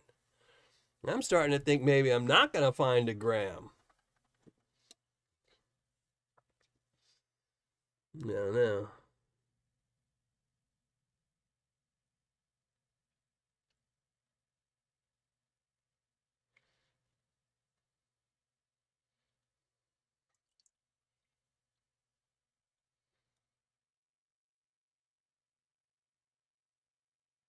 The Ugly Mug. They do have a coffee chain that's called the Ugly Mug. I don't know if it's in New Jersey.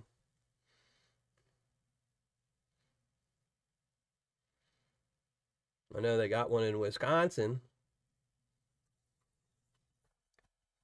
because I've been to that one.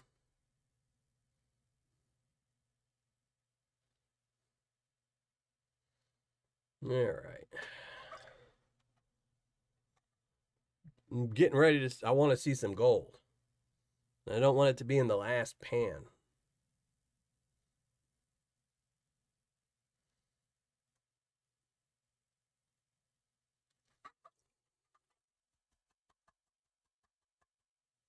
No, I didn't use a magnet. I did show a magnet earlier. I did go through it, and there was very little. It was magnetite.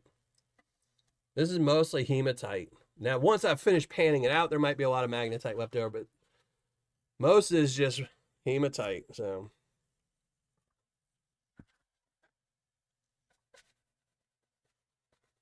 oh, now I'm starting to see some chunky gold falling in there. You see that? Yeah. Yeah, that's what I told you. I could hear it earlier. Let's see if you can hear it. Nah, you can't probably hear that. Yeah.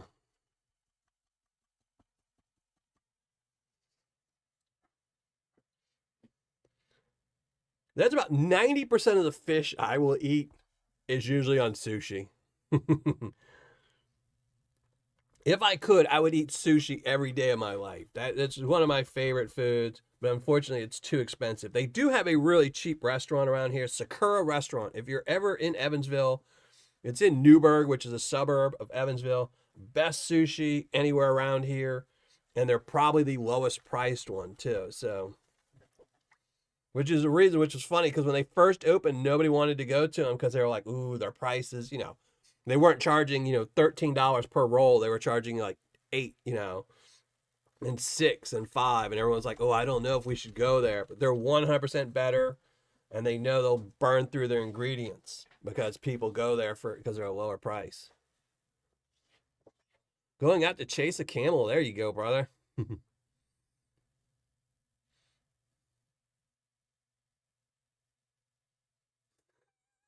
HD. McDonald's fish sandwich. You were talking about this last time, brother.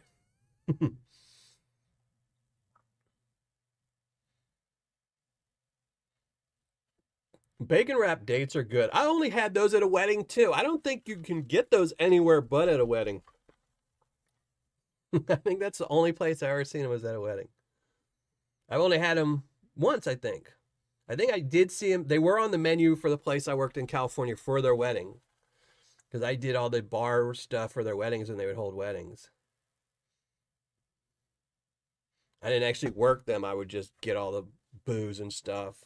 I did all the ordering, but they would bring in new bartenders for that. Hey, Jose, how's it going? Thank you for joining the show. I know I started the shows an hour earlier. We might go back to 7 o'clock after August. I'll have to see with my son when he goes back to school. I might move it back to 7. I might move it to 6:30. So kind of like an in-between.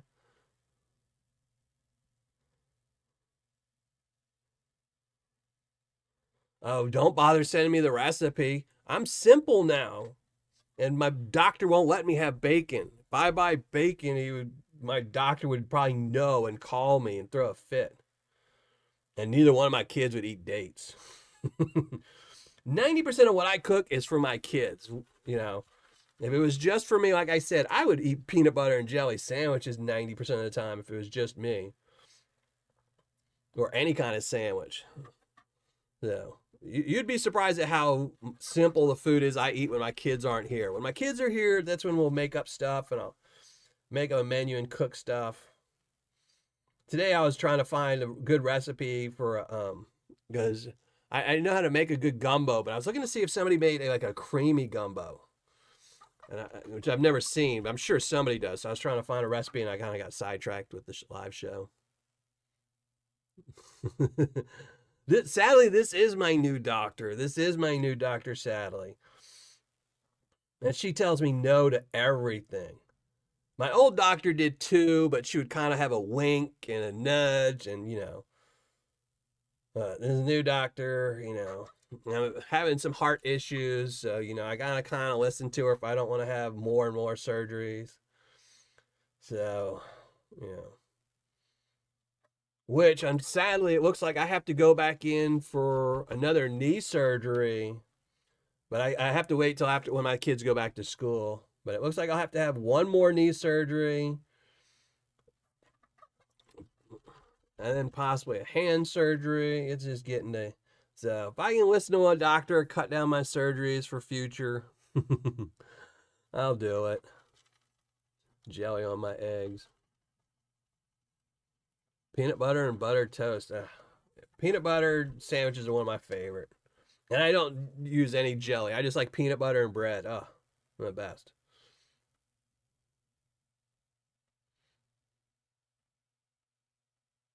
And thank you, Weezin. Yeah, we're getting close to, well, maybe not really getting close to the end, but make sure you go leave a comment. This will be for spot number 3. We're only having 8 spots this time for the live show giveaway. And we're giving away 2 bags of Paydirt, so 2 winners. Old age sucks. Yeah, old age sucks. And what's even worse about being old is, you know, when I was young, I drank a lot and did a lot of other bad things. And, you know, I only remember about half of it. So I can't even say, you know, I had good times when I was young. Because half the time I was passed out. But I'm guessing I had good fun. Though, again, sometimes I'd wake up and be in jail. So it probably would, you know, it might have been too much fun or not fun at all.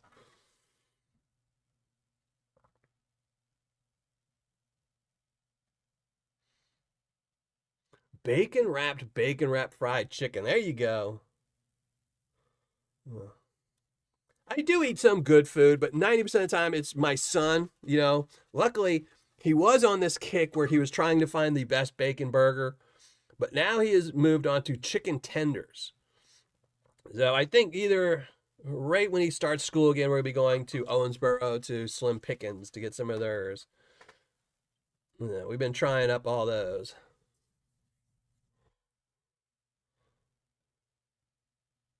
And I don't mind getting old. I just dislike surgeries. I really dislike surgeries. I hate having to wake up. And the thing that bugs me about surgery, I wouldn't even mind a surgery if it was like 4 o'clock in the afternoon and they knock me out, wake me up. I'd sleep all night in the hospital, wake up and have breakfast at the hospital or something like that. And it would kind of be like a vacation for me. But nowadays with the surgeons, you show up at 3 o'clock in the morning, 4 o'clock in the morning. And, you know, then you're out 11 or 12 o'clock noon, you're back at home suffering for a couple hours. So, big old piece right there. I'm guessing, I don't know, maybe 0.2. Not too much, but here, we're going to put it over there. We'll keep panning this, add some more.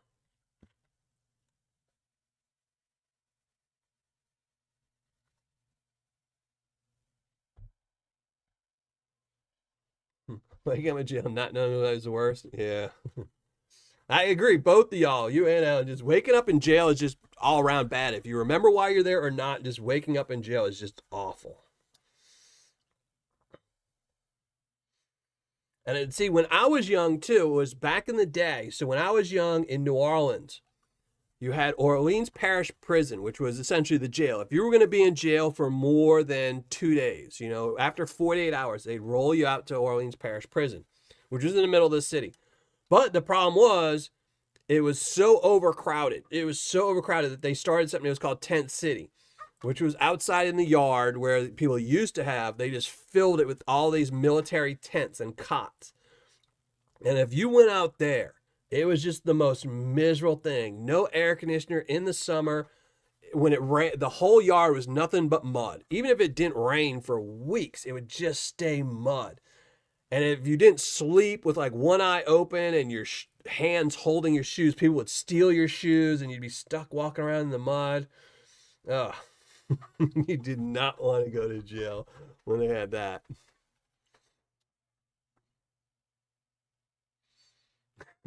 All things country. Oh. Yeah, you definitely want to be open up by your cellmate. See, I was always lucky, though. I will say one thing was lucky is I'm still here to this day. I didn't end up in prison for life. And every time I was arrested, 90% of the time I was arrested, it was always outside of New Orleans district. And those places all had much nicer jails, like Orleans Parish, Gretna, Jefferson Parish, things like that. Their jails were much smaller and much nicer. So, you didn't mind being there for a few days, The bologna was actually that weird pink. If you went to or OPP, all the bologna was weird gray,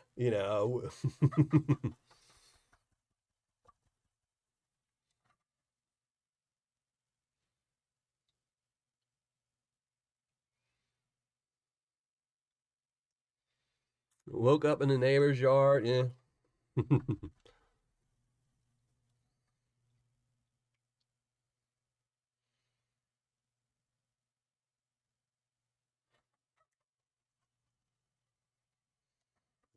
So yeah, I don't mind getting old and stuff like that. My youth, I don't know if I had a good youth. I mean, I definitely, it was a misspent youth, and I don't have a lot. I mean, I have some fond memories, but most of them are just, were melted out of my brain.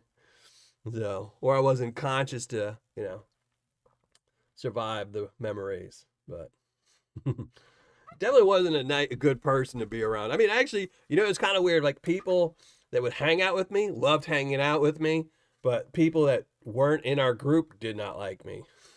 I was very obnoxious and rude and a-hole. But other people found it amusing because, they'd be like, oh, yeah, Dylan, look at that person. Make them cry. But luckily, I grew into a nice person, because unfortunately, you see nowadays a lot of people that were nice when they were young are those old people that stand on their front lawn yelling at the kids, and they become horrible people. Both real and imaginary. I do have that. Sometimes I will think of something and I cannot remember, man, was that real? Did that really happen? Or did I make it up at some point in my life and it become a memory? All right. Let's add some more dirt. Get to the last of the dirt.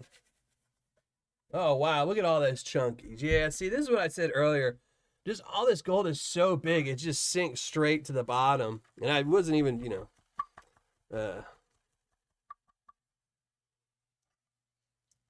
you get pulled over for racing, just get out. Yeah, that's it.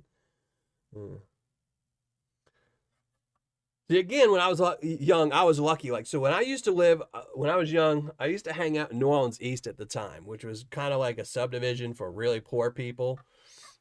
So, but all my friends lived there, so I would usually hang out there. But they only had one cop station in the whole, and it was a really big, district. So we'd get all the time. We'd be racing or going somewhere really fast, and a cop starts, putting their lights on you, and you would just race even faster and start racing through the neighborhoods. They'd get bored and just like it's not worth the trouble. They'd leave you alone. You we'd always get friends too that would go and they would like go joyriding in cars.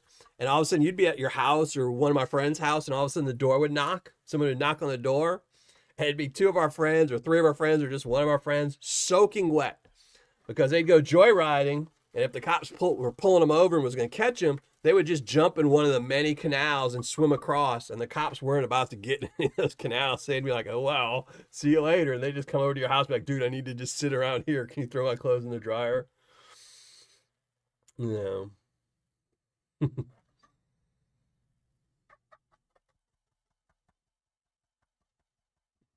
I still think the best one is the one from, what is it, Tommy Boy? With the bees attacking him.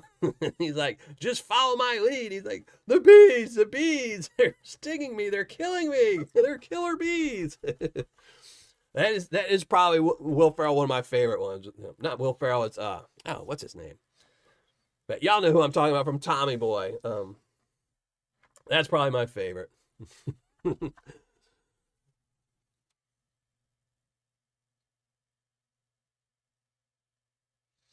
Cincinnati PD small substation. They shredded like so many times they closed it. Yeah. Well, that was the thing. So, like in New Orleans East, the police station was near like the mall and, like the nice section of the really bad overlaying neighborhood. But it was so from like the mall in New Orleans East to get to the houses was probably a good 10-minute drive. So the cops didn't want to go all the way 10 minutes away to bust stuff. And it was really crazy out there. It was almost like the Wild West. So they used to have right behind New Orleans East was a little subdivision that was all Vietnamese refugees that came over from after the war. And they're not even on a map. Like if you look in New Orleans East, that they don't even show up. But they would always get like there was always a feud going on. The people in the refugees against the really poor people in my neighborhood in there. And like you'd wake up, like I remember one of my friends woke up one morning and he called me like, dude, there's so many cops out here that the Vietnamese guys had went and stole like 10 cars and parked them in my friend's neighborhood and then called the police on him and said, hey, look, all these guys just stole all these cars. And the cops were beating on everyone's door trying to figure out where the cars came from. In a van down by the river. There you go. Chris Farley. That's it. Chris Farley. Yeah. I was having a brain fart. Not Martin Short. I do love Martin Short, though. Martin Short used to be really good. Oh, you saw the trunk monkey. Ah, see, yeah, the trunk monkey. That stuff is hilarious. See, that is one of the good things about being old is you'll remember something every once in a while and you're like, oh my God, and you show it to your kids and they'll actually love it.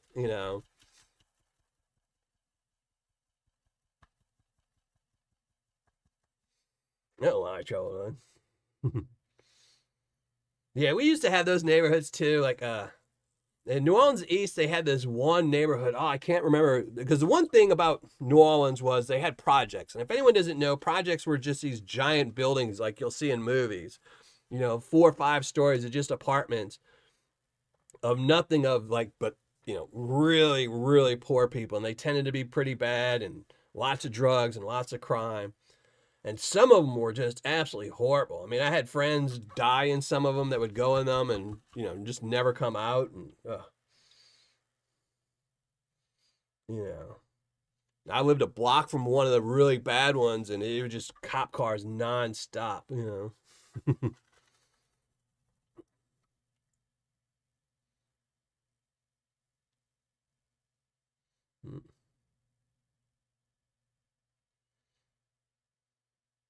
Yeah, I got in trouble a lot, but then it was just one of those things where I got in some trouble And I got arrested, and it was like 3 or 4 charges, pretty heavy charges too, like, felony charges.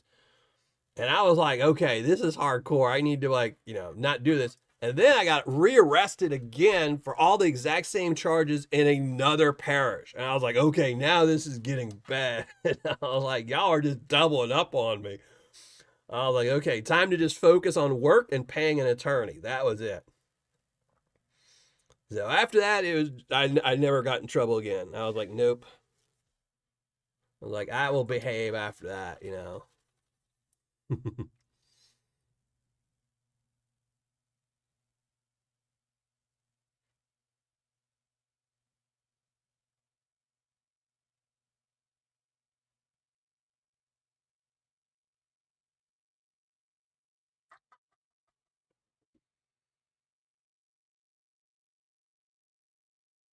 Wait, what's this reason? Who's asking me posted? Hold on, let me look up a chat.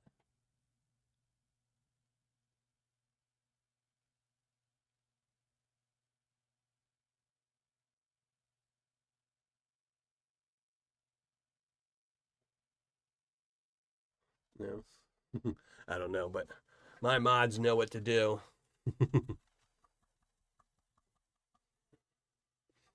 But that's funny about your friends that arrest you. My brother, God rest his soul. I remember one time he used to drink a lot. He drank even more than me. Is He would get arrested sometimes. And I remember one time we were all out, and at the time we lived right across from a police station, like right across from a police station. But we also lived 3 doors down from a bar that had the cheapest drinks in all of New Orleans. So we used Miss Mary's was the name of the place. So we used to always go there drinking, and they would have like 2-for-1 nights where you could get like a highballer for $2, and it'd be a double shot for $2. I mean, it was a rot gut, but it was still, we'd still get it. And I remember one time we were at the bar, and he's like, "Okay, I'm going home," and he was really, really drunk. And we're like, "Okay." And all he had to walk was 3 doors. So about an hour later, me and my friends leave. We go back to our house. We're in there. He's not there. We say, "Oh well." Like, I wonder where he must have went somewhere else. Maybe he went back to the bar and we just missed him while he was in there or something like that. But about 3 or 4 hours later, he shows up knocking on the door, all beat up. I mean, really, really beat up. And I say, "What happened to you?" And he says, "Well, I got arrested." And I said, "What'd you get arrested for?" And he goes, "Well, I had to pee." So he decided to go pee on the police station instead of just walking 3 doors down. He decided to just go on the police station and pee on the police station. So the cops came out, they brought him in, and he just kept mouthing off on them enough so they would beat him up. And he was like, "Yeah, just keep beating me up because then you can't press charges because then I'll press charges on you." So then they just let him go. After beating him up for a while, they just let him go. And that was kind of his tactic. Whenever he'd get in a lot of trouble, he'd let the cops beat him up, which, I mean, I guess if you're drunk, you don't notice, but.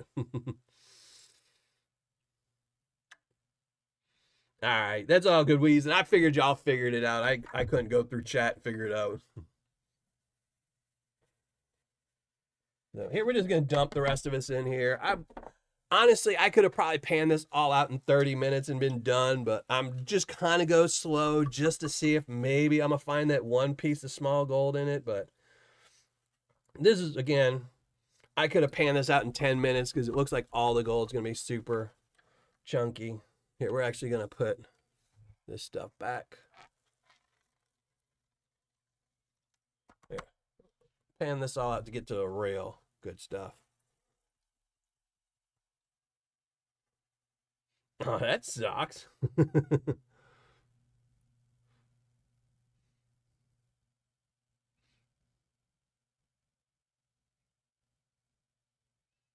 Three doors down. That is good, man. Oh, I don't know. Maybe not. I don't know. I don't really listen to their music.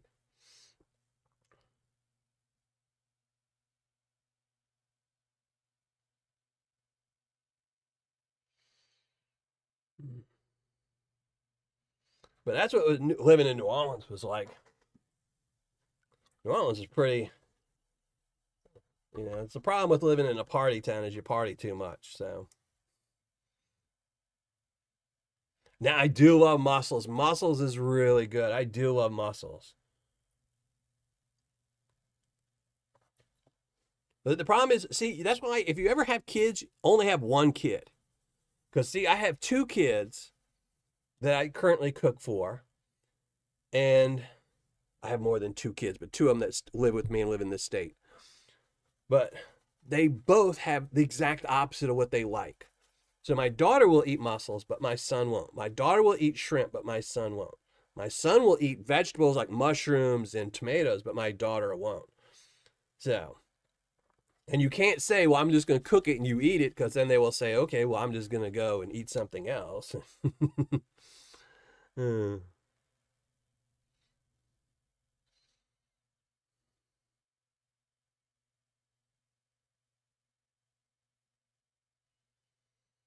Yeah, what you gonna do?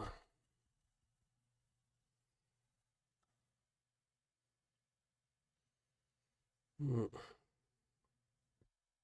So I generally cook a lot of the same foods that they both will eat. So, and foods that you can substitute one for the other.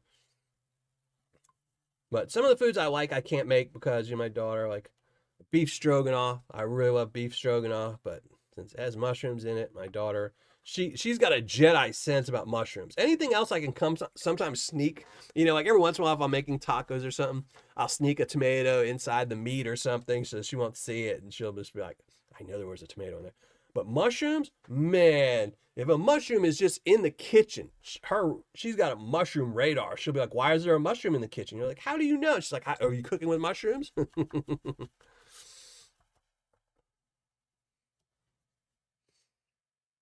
Four kids, three boys, one girl. I think it depends on one of them. Like, growing up, I mean, I feel bad for my mom. Um, we were all bad kids. We were all bad kids, really bad kids. So, I had, a sister, and I had an older sister and a younger brother. My sister ran away when she was, I think, 14. Permanently ran away, like never came back. I mean, she stayed in the same city and she just did her own thing and got her own apartment when she was like 16 or something like that.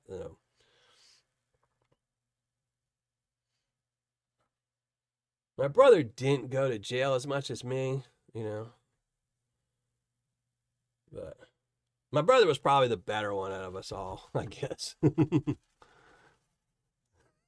My kids are in there. They eat what I serve when I visit. Well, yeah, once my kids are old enough where they got their own cars and stuff like that, if they come over to eat, I will make what I want, and they can either eat it or drive to McDonald's and get their own food and come back with it. But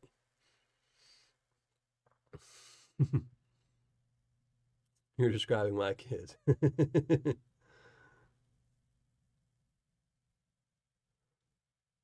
That's it, Tim. That's what, when I was growing up, man, my mom was a vegetarian.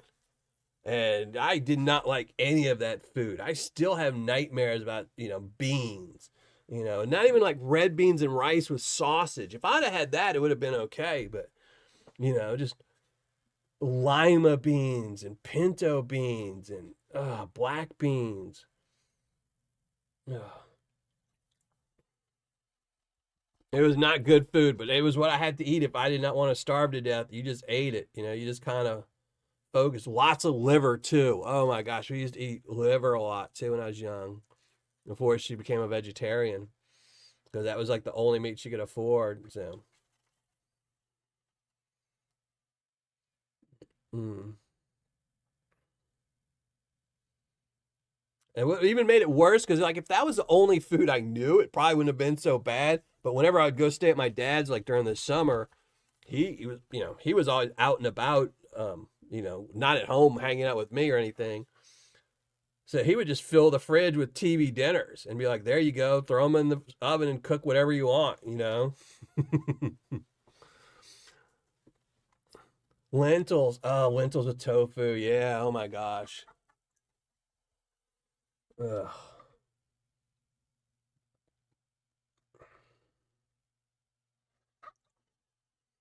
No. But you ate it. Nowadays, kids, though, but, But it's kind of hard, too. It's like, I know I could technically just say eat it or starve, but, I love my kids. I'm a big softy towards my kids, so. I don't get and especially nowadays, like when my kids were younger, I was probably a little bit more strict, like, oh, eat it or else, and just sit there at the table and eat. But now it's getting to the point where my kids are getting to the age where pretty soon they're going to be out on their own, and it's just going to be me and a cat, and the cat pretty much eats what I give him. He doesn't complain. you know. So I want my kids to enjoy the last couple of meals I make them before they go out on their own. So maybe they'll come visit me again in the future. Wesley. All things country, yeah. That's gonna be me. That's what I'm saying. I got like 3 or 4 more years. My daughter's moving out next year. She's getting her first apartment in January or February. So then it'll just be me and my son. So, which will make it a lot easier. My son is pretty much, he's just not a big seafood person. So,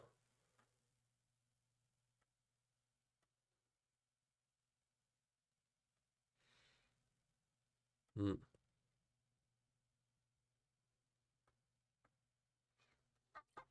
Bob Peterson.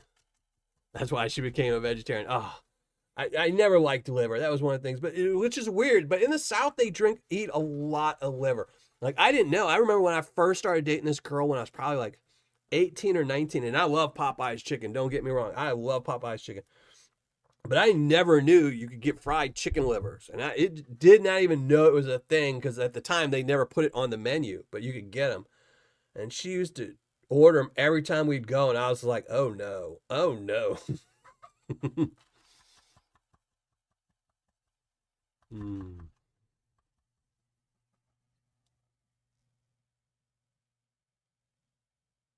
Oh, Jose. Yeah, see, that is the thing is, when I was a kid, it's the same way. You ate what was in front of you, you had no choice. And, which is funny. There's a reason why a lot of kids don't talk to some of their parents anymore. I haven't talked to my dad in 25, 28 years, something like that.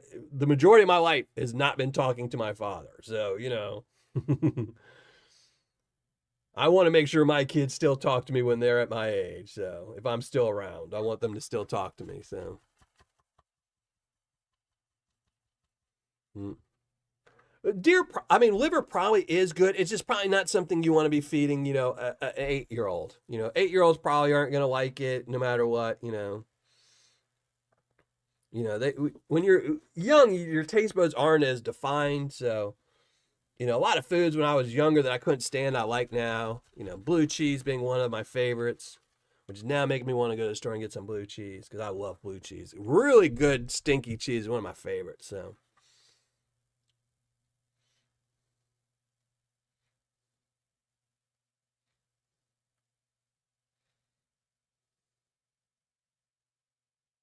that's awesome. Congratulations to him, Ortiz. All right. Getting close to the end here. We're going to put it in the finishing pan in a minute.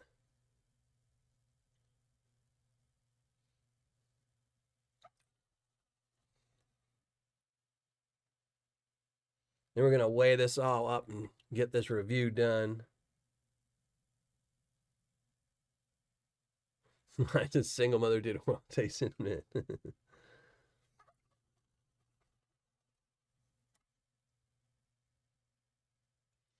Yeah, that's how the only time I ever ate liver is smothered in mustard. But as a kid, like I said, it is ketchup or mustard, and ketchup didn't make it taste better, so it was just lots of mustard on it.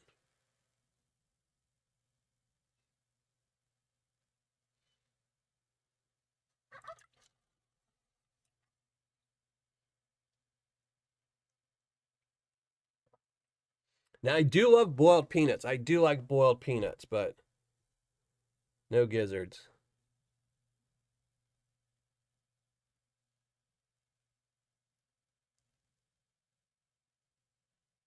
Mm. All right. Let's dump this finishing pan. All that chunky gold in the hard pay dirt. I mean, they don't say it's a hard, it's not, this isn't supposed to be impossible pay dirt. It's not, They're not labeling it as like bogus material or anything, but they do say it's hard. It's just, uh,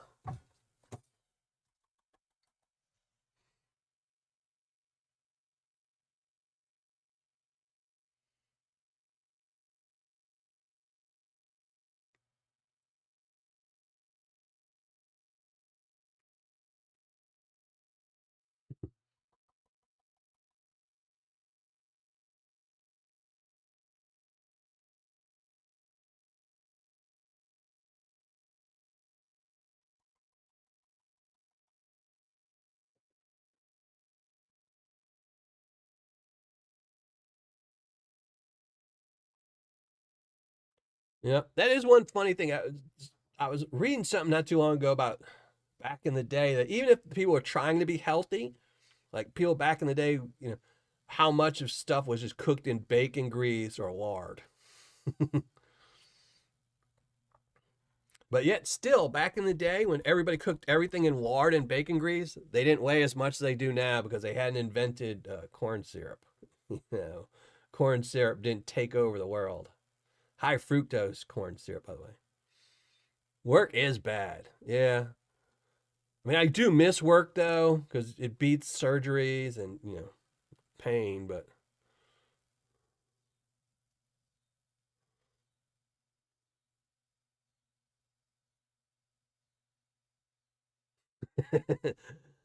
my son wouldn't eat hot dogs for the longest time because he saw some video that was like, oh, it's got chicken beaks in it and stuff.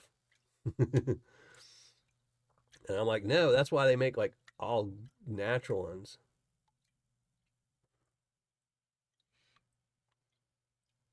That it's like less chicken beak. I do love chili dogs.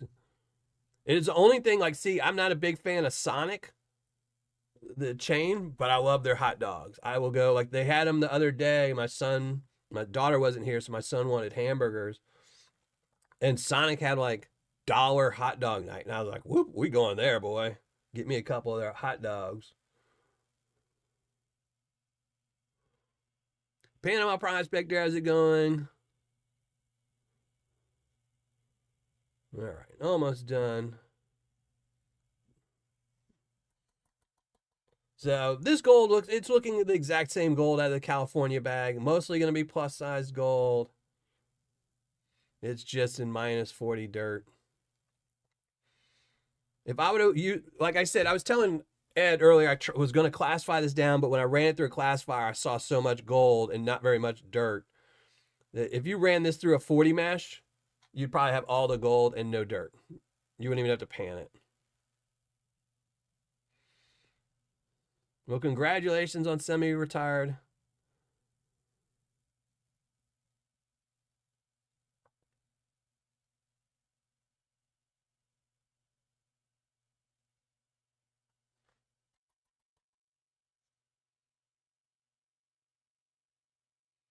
Mm.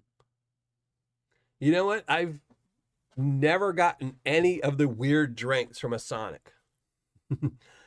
you know, Working the vast majority of my life, working in restaurants as a bartender or, in bars as a bartender and nightclubs and things like that.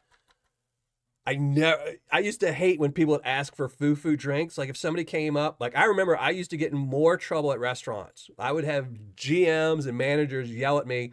And I think every single DMARC I've ever gotten at working at a bar or restaurant was because I would refuse to make someone a frozen drink. I would tell them, oh, daiquiri machine's broken, blender's broken, nope. And they'd be like, I just saw the other bartender making a blended drink. I'd be like, he broke it. I'm not doing it. So I'd always get yelled at because I never liked to make foo drinks and really complicated drinks that weren't good. Like people wanting, like, oh, I wanted blended this, and it's like, no, you just get a regular margarita. You don't need a blended margarita, you know? So I always, I see all the Sonic drinks and I'm like, man, those look good, but I'm not going to pass through somebody and make them, working minimum wage, make me all this drink.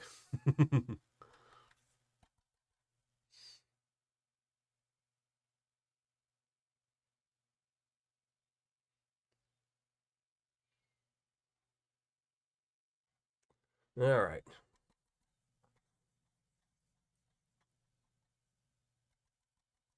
Frou Frou is Frou Frou is Carson prospecting.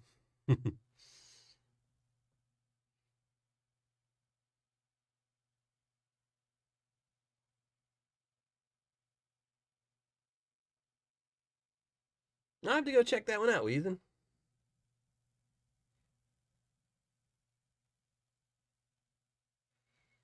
All right, there we go. There's all the gold, all chunky stuff. And I'm gonna pick it out of here. Where's my? I'm gonna dry it off. We'll weigh it up, do this review, see what kind of ROI we get. Where are?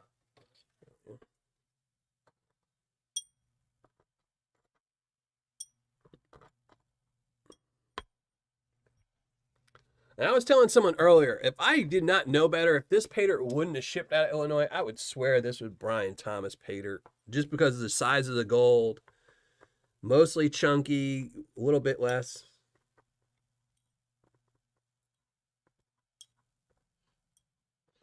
And especially the California bag. The California bag looked exactly like his material as well.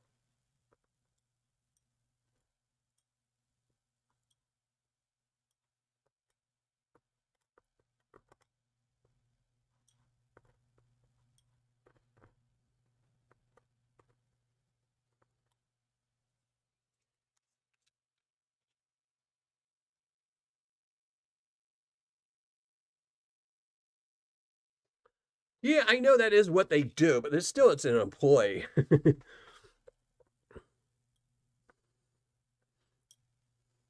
You know, the same thing when I was bartending, my job technically was to make a frozen, margarita.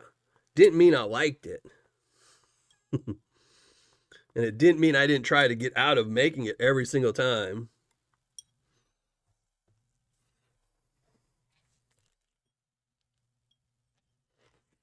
I remember I worked at one bar. I didn't work there long because Johnny Ryan's was the name of it. They weren't in business very long, thankfully. Um, but I remember probably like on their drink menu that they had, probably half of them were frozen drinks. And I, I never made a single frozen drink while I was working there. People would ask, I'd tell them, nope. Waiters would come up, they'd ring in a ticket, it'd be frozen drink. I'd tell them, nope, tell them it's broken. And then I would hide the lid for the blender. So when the manager would come looking, hey, why are you telling these people they can't get a frozen drink? I tell them, oh, cuz the lid's missing. You got to go. And the guy was going broke with the restaurant because he picked it in a really bad name. It used to be a Mike Ditka's restaurant. So the owners were trying to recoup their money by overcharging him. The Ditka's went out of business. So he was paying an arm and a leg for the place. So he was going out of business and he didn't want to order a new blender. So he'd be like, oh, well, see if you can find the lid. Bob, thank you very much. Thank you very much, Bob. I appreciate that. No. But I mean, I worked there. I think it was like about 6 months before he went out of business. And I never once made a frozen drink. And I remember too, because we'd be busy. And the other bartender, certain nights they had like a concert right next door at a park. And so we'd be really busy on those nights, and we'd always had two bartenders. And the other bartender would be making frozen drinks, and I'd be telling people, nope. And they'd be like, and it would be so busy they couldn't go see the other bartender to get one made. They'd be like, I just waited 15 minutes for this guy to tell me no. So they'd be like, oh, I guess we're not getting a drink. And I'd be like, nope. I really like an alcohol-free pina colada. Yeah, see, that was stuff like that, Can I get a virgin frozen pina colada? It'd be like, you could, but just not at my bar. But like I said, I would get in so much trouble for it. They would always, if I didn't work so good, I'd have probably been fired from every bar I worked at. But I was a really good worker. I worked hard. I worked every single shift. I never called in sick. And I could pump out drinks as fast as anybody, so. And I could, even if I told people no, I was a good enough bartender that I could convince them to buy something else. It'd be like, they wouldn't leave. They wouldn't leave the bar. They'd just order another $10 drink that just wasn't a frozen drink. All right. Gold's all dried off. We'll wait for it to cool off. We'll weigh it up.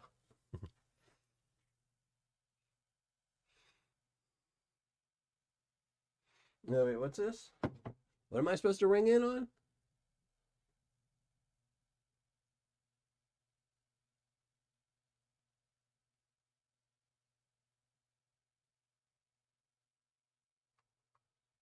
Yeah, I don't know why they would have that much fine dirt. You know, it's just. I think it's just like I said. I think that what they're doing is I would bet you know, probably not a lot of money because I'm poor, but I would bet money that they make up vials.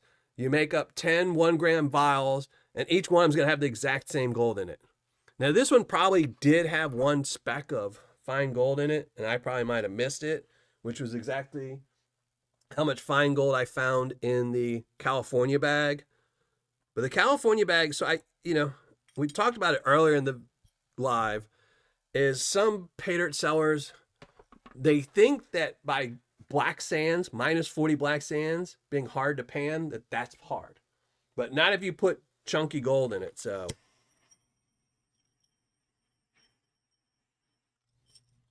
So it's hard material, just not hard panning, so. All right, Bob, thank you very much for joining the show. I really appreciate it. All right, we're going to wait for this to cool off. Let me get.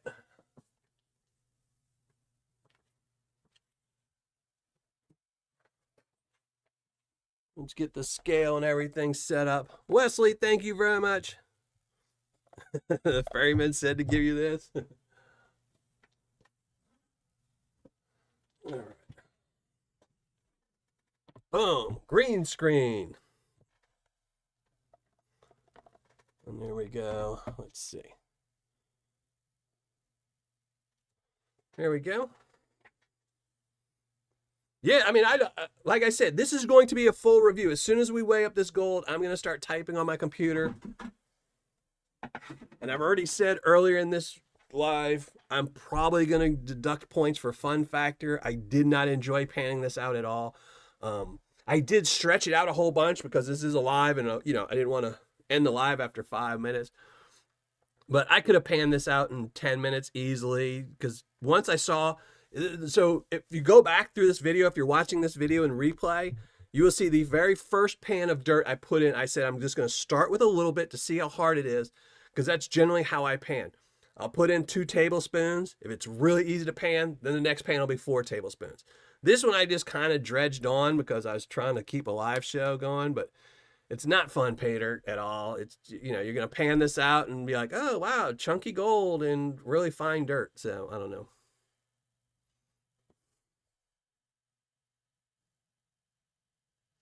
No coin in this one. I haven't found a coin in a while. I can't remember the last Paydirt I got that had a coin in it.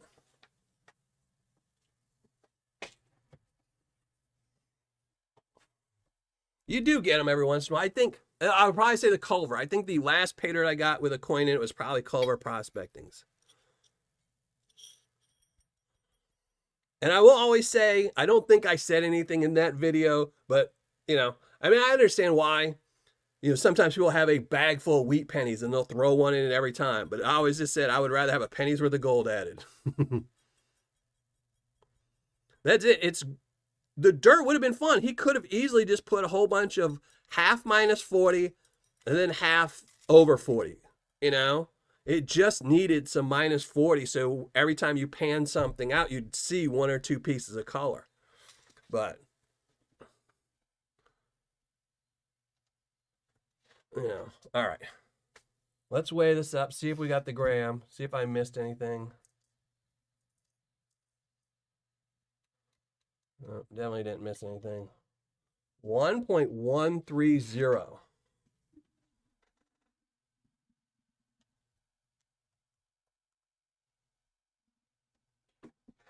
Yep, 1.135. And here I'm going to weigh up the nuggets as well, see which each one of those was.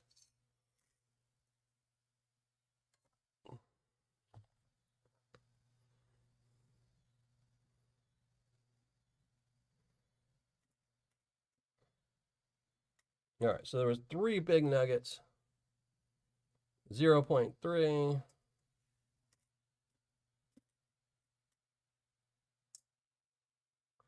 0.2, and 0.117. So, all right.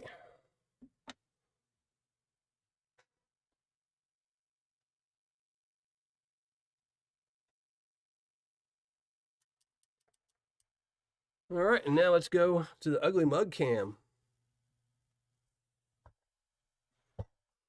No, wheezing.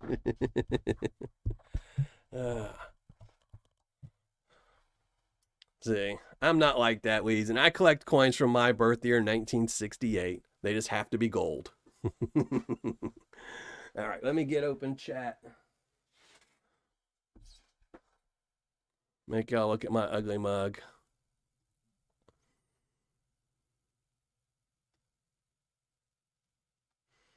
All right, get rid of this panning cam. Oh, there's no gold to show off. So, give me a second. Let me open up chat. Make sure I don't miss anything. Color. All right, let me start adding up some numbers, crunching some numbers. Let's see. So we can do this proper review.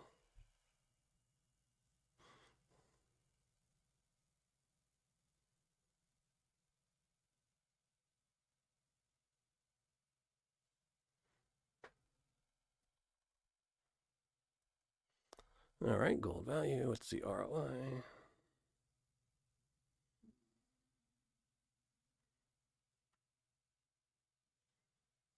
Yeah.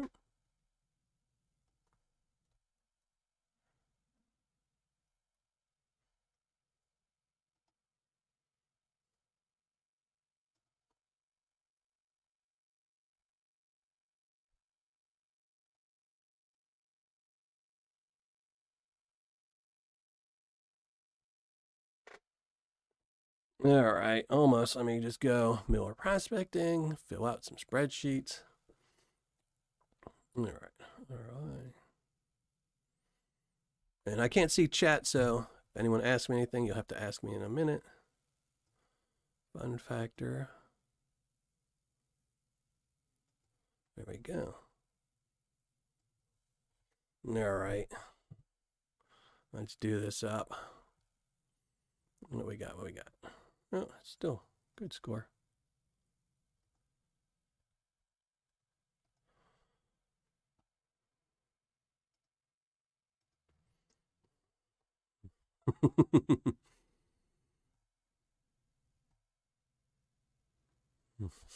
I'm old. I know I'm old, Dennis. Yes, I have been in the sun. My son has been, for the summer, we've been going to the water park. So my son's been making me take him to the water park. So yeah, that and cutting grass. So I'm getting a lot more sun this year than I have. I typically like to be in the sun during the summer. I like being a little bit more tan and healthy looking. I usually, usually I'm not healthy enough to always be outside, but I have been outside. My son's been making me take him to the water park, and I don't mind water parks because, they're kind of fun. So, and he likes to ride the same rides over and over. So there's not a lot of walking. I can just stand there and get on a ride, get off the ride. Pirate silver's good. Yes. But all right, let's go through this review.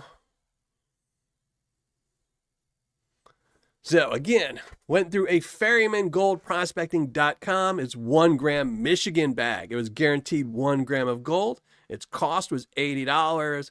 Shipping was $10.40 for a total cost of $90.40, which is the exact same cost that his California bag was. The gold I recovered tonight, 1.135 grams of gold. The gold spot was $73.64. Exact same. Yep. Exact same ROI. Exact same gold spot as when I ordered this bag from the California bag. Sorry about that, everybody. So gold value for tonight, $83.58, giving me an ROI of 92.46%. So here, we're just going to flash it up on the screen. 92.46%, or on my scale, a 9.2. Now for fun factor, I'm reducing it. I'm dropping it to a 6.2. This stuff is not fun to pan out. California bag was fun. But since they did say that this bag was more challenging, you expect it to be harder than the California bag, it wasn't. The gold's in the exact same tiers as it was in the California bag. It's just different dirt. It wasn't harder at all. It was probably, this bag is actually easier than the California bag, because the California bag actually had material in the plus 10, material in the plus 20, material in the plus, 30 and 40. It was all variants. So you had different sizes of material and different sized gold. This one was all minus 40 dirt with a whole bunch of plus 40 gold. So wasn't fun. 6.2 for fun factor. Description I actually should drop the description down, so, because it's not really true. It's not a harder Paydirt. But I gave them an 8 for description because they do tell you a lot more than the other bag. Quantity and packaging, 9.5. Customer service and shipping was a 10.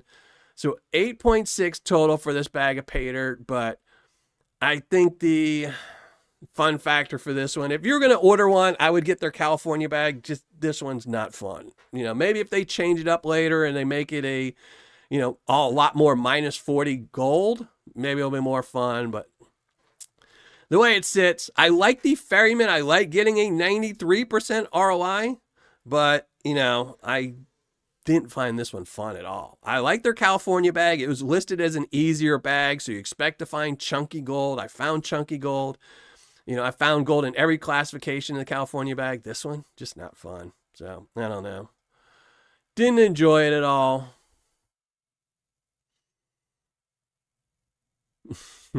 So that was going to be it. I like their other bag. This one, not so much. But here, let's just drop the hidden link. I'll drop it one last time. And make sure you go. Nightbot will be dropping the hidden link in a second.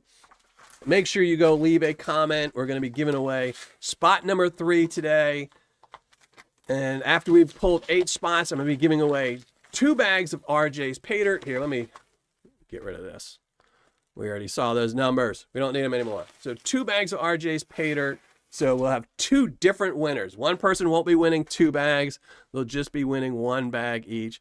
Each one of those bags, I think, was guaranteed a 1/3 of a gram of gold, or 0.3, somewhere around there. So we'll be giving away 2 of those. And I'll go set that up, make sure everything is ready for that. No, I don't want to search across my channel. There we go. All right, everyone's comments have gone through, details. So you've got a minute for that. Now, again, this Saturday, I will not have a video coming out this Saturday, but next Tuesday, we will be panning something out. I don't remember what we're panning out. I think it was something somebody sent me that we'll be panning out next week, because I'm trying to catch up on all my shelf material here. I have some from Home Zoo I've got to catch up on. I have a couple bags here. I've got some more from PB Preston, Bradley Lacey. I have some Mega Dog. So I have some more Paydirts I need to go through. So I'm trying to catch up on those. So I think I'm going through somebody next Tuesday. So it won't be a review next Tuesday. It'll just be some panning fun, getting some gold out of a bag of Paydirt somebody sent me. Yeah, I think that's what. I think it's over here on the floor. I just got it in a little bag. But they don't want me to tell you who they are. So it was just somebody that sent me, one of my Patreon members. Yeah, so good luck to everybody. So Saturday, no video. Next time you'll be seeing my ugly mug will be next Tuesday. We'll be panning some stuff out and giving another spot away for the Paydirt. And but then after that, I do have, like I said, in 2 weeks, so not this Saturday, but the next Saturday, I do have a gem Paydirt coming out, a gem Paydirt review. I convinced my son to be in another video with me, so we'll be doing a video together, going another gem Paydirt, and I probably will do one more gem Paydirt before the end of the year. It's another one I've been wanting to try. So, but then I've got, later on in the month, I've got a really big video coming, a really big one, which is why some of these videos have been kind of, you know, like a gem Paydirt. There's a reason for that. So we'll be doing that in the future. No. But all right, let's get everything set up for the giveaway. You can close Culver Prospecting. It was a custom bag, but I need to make a note to go look at Wrench's last live. Wrench's live. So I could see that Culvinizer. All right, there we go. We can close this. And close this. And there we go. All right. So let's shrink down the ugly mug. We're going to go give away a spot. And as always, YouTube and its affiliates have nothing to do with this giveaway. It's 100% on me to thank everyone who puts up with my ugly mug and hangs out with me on these live shows. And if I pull your name, you must post something in the live chat before the end of the show. Otherwise, you lose your spot and I give it to someone else the next week. So make sure you're here. Make sure you if you leave a comment, you're here so you can post in the live chat. And let's shrink down the ugly mug and do the giveaway. Have some fun. And I can go call my kids because y'all heard my alarm telling me to go call my kids. There we go. Shrink down the ugly mug. And as you can see, the last couple of videos, the Flower Gold Wizards, which I cannot recommend enough. That is a great sluice. And this month's Patreon, which I will be doing August something, the first Tuesday in August for my July Patreon, I will be giving away that Flower Gold Wizard sluice. That will be the big prize for everyone. It will be a Flower Gold Wizard sluice with a half-gram bag of Paydirt to go with it, so you have something to, run through it and catch some gold. The Pioneer Poly video, if you didn't catch that one, make sure you go see it, and you'll know why Brian Thomas Gold is now on my top 10. I've added Brian Thomas Gold to my top 10. Ferryman's Gold Prospecting, the reason they're not in my top 10 is while I did get a great ROI, they are sold out. I don't know if they'll be back with more material. They haven't been around long enough. Generally, I try to make sure a company has been around a while, and Brian Thomas is working with Dave from Gold Bay, so I put them on the site, and I had to remove somebody. If anyone's curious who I removed Bill's Dirt from my top 10, and the reason being is they're no longer really selling Paydirt. They're selling a lot of stuff that's not Paydirt, and they're selling some shelf Paydirt, but they're not really selling tons of 1 gram bags of Paydirt anymore. I think they're just being more of a boutique store, which is great for them. And I really like Jan over at Bill's Dirt, but it's just, they're not selling 1 gram bags of Paydirt anymore.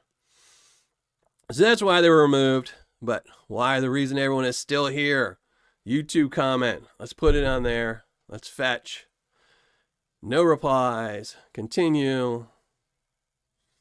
Let's go. And if I pick my name, we will void it. I put my name in there, but we will void it. 46 comments. My name is Troubled One. I panned a bag of this off camera a couple weeks ago. I almost beat you to it. I think that's Troubled One. I think I saw it on your desk in one of your videos, and that's why I rushed this one. So Troubled One. So Troubled One, you must post something in the live chat. But that's why I was saying I think the last live show and the show before that this was a new Paydirt that no one had done yet, but I'd seen it on somebody else's live or somebody else's videos. So that's why I was pushing this one, getting this one up there. So Culver at number 4. Yeah, I did go through them. So I went through the top 10. I might adjust them a little bit. But yeah, so I went through the top 10. I looked at most of my top 10 is based off of ROI. It's not the only reason they are anyone will be on the list, but it is one of the reasons why. There we go. I put people on the list. I want sellers to have a good ROI to be on the list because most people are hunting for good ROIs. And the 10 sellers on there all have really good ROIs. They've also been around for a while. I think Culver and Brian Thomas are the 2 newest on the list. Or they're the newest companies on the list. And Culver's been around for about a year. And I think Brian Thomas, about 6 months. He's been selling Paydirt. I think Culver actually has a better ROI than the other 3 that are listed above him.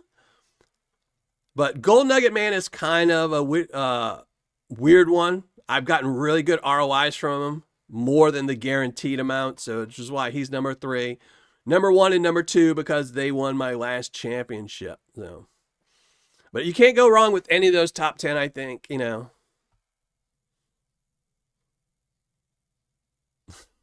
Give him $5 sit here. Pizza Hut. Oh.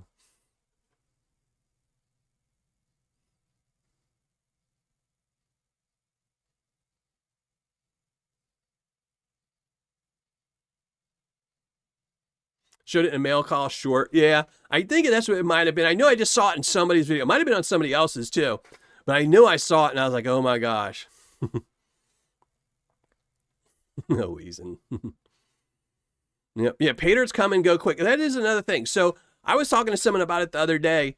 I always keep a list. I have on my Google, I have a list of every new Paydirt seller that I haven't reviewed yet. I have all the ones I've reviewed. You know, I have bookmarks for all those sellers I've reviewed, which ones I will re-review in the future, which ones I will never review again. And I always keep a list of newer ones. And you'd be amazed at how many times I will see a new seller, go to their website, say, oh, this is how much their 1 gram is. I will make notes for it. I will do a spreadsheet for them. And then 6 months later, when I go back to actually get a secret shopper to buy from them and review them, they've closed.